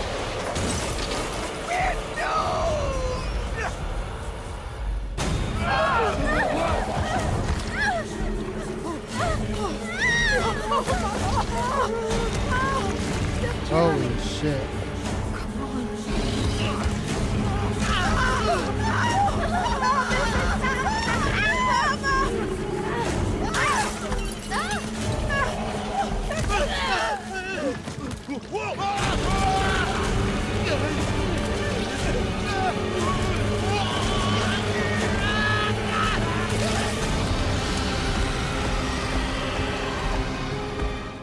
Holy crap.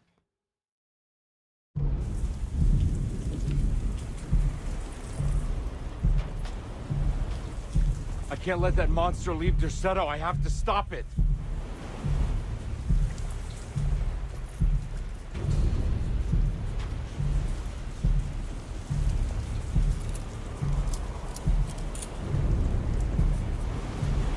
Hello, way.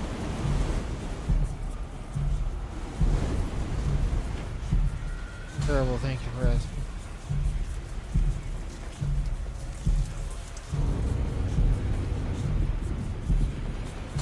The way you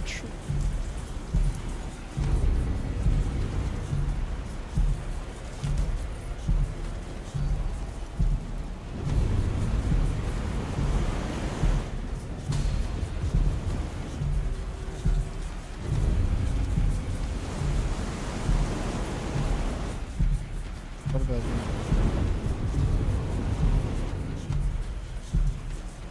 Oh. I think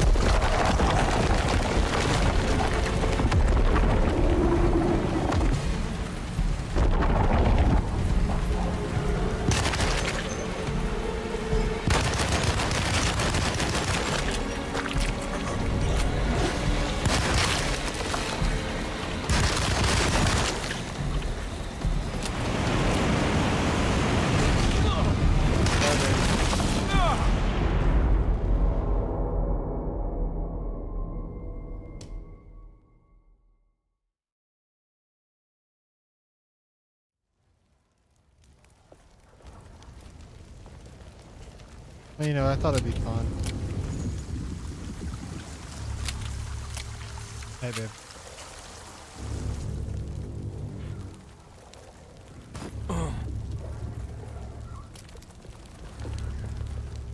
Um.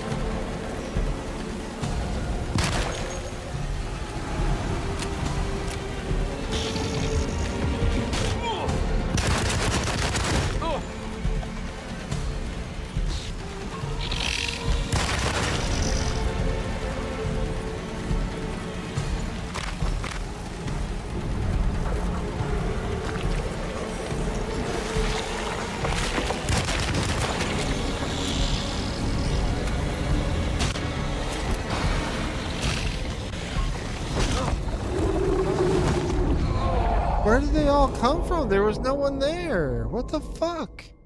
Where did they all come from? Like, what the fuck? Nah, gotta find more bullets.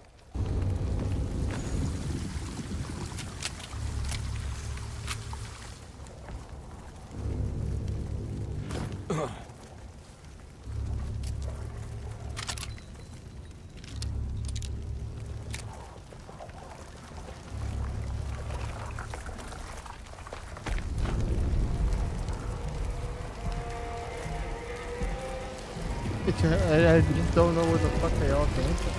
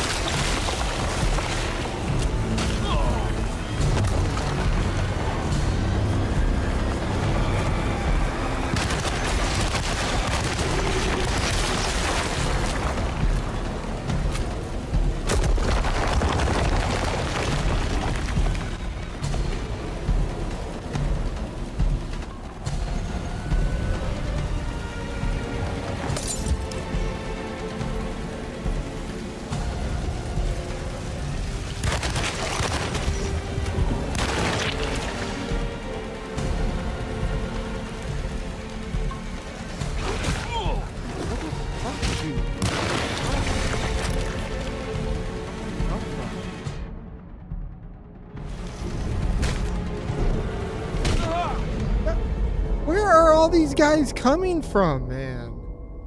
I don't even have a chance to react to any of them. Fucking A, dude. This is gonna be my last attempt because I gotta go play Smite with so this is my last attempt on this fucking boss. I can't even skip. Not like there's really tough.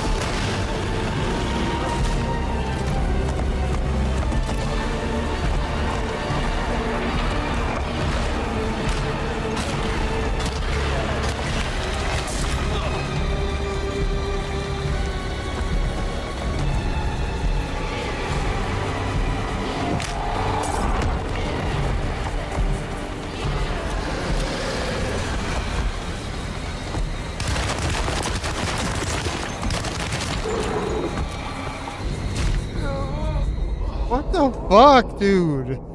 How am I supposed to fucking do this? I'm fucking done. God damn it. We'll pick it up tomorrow, guys. Have a good night.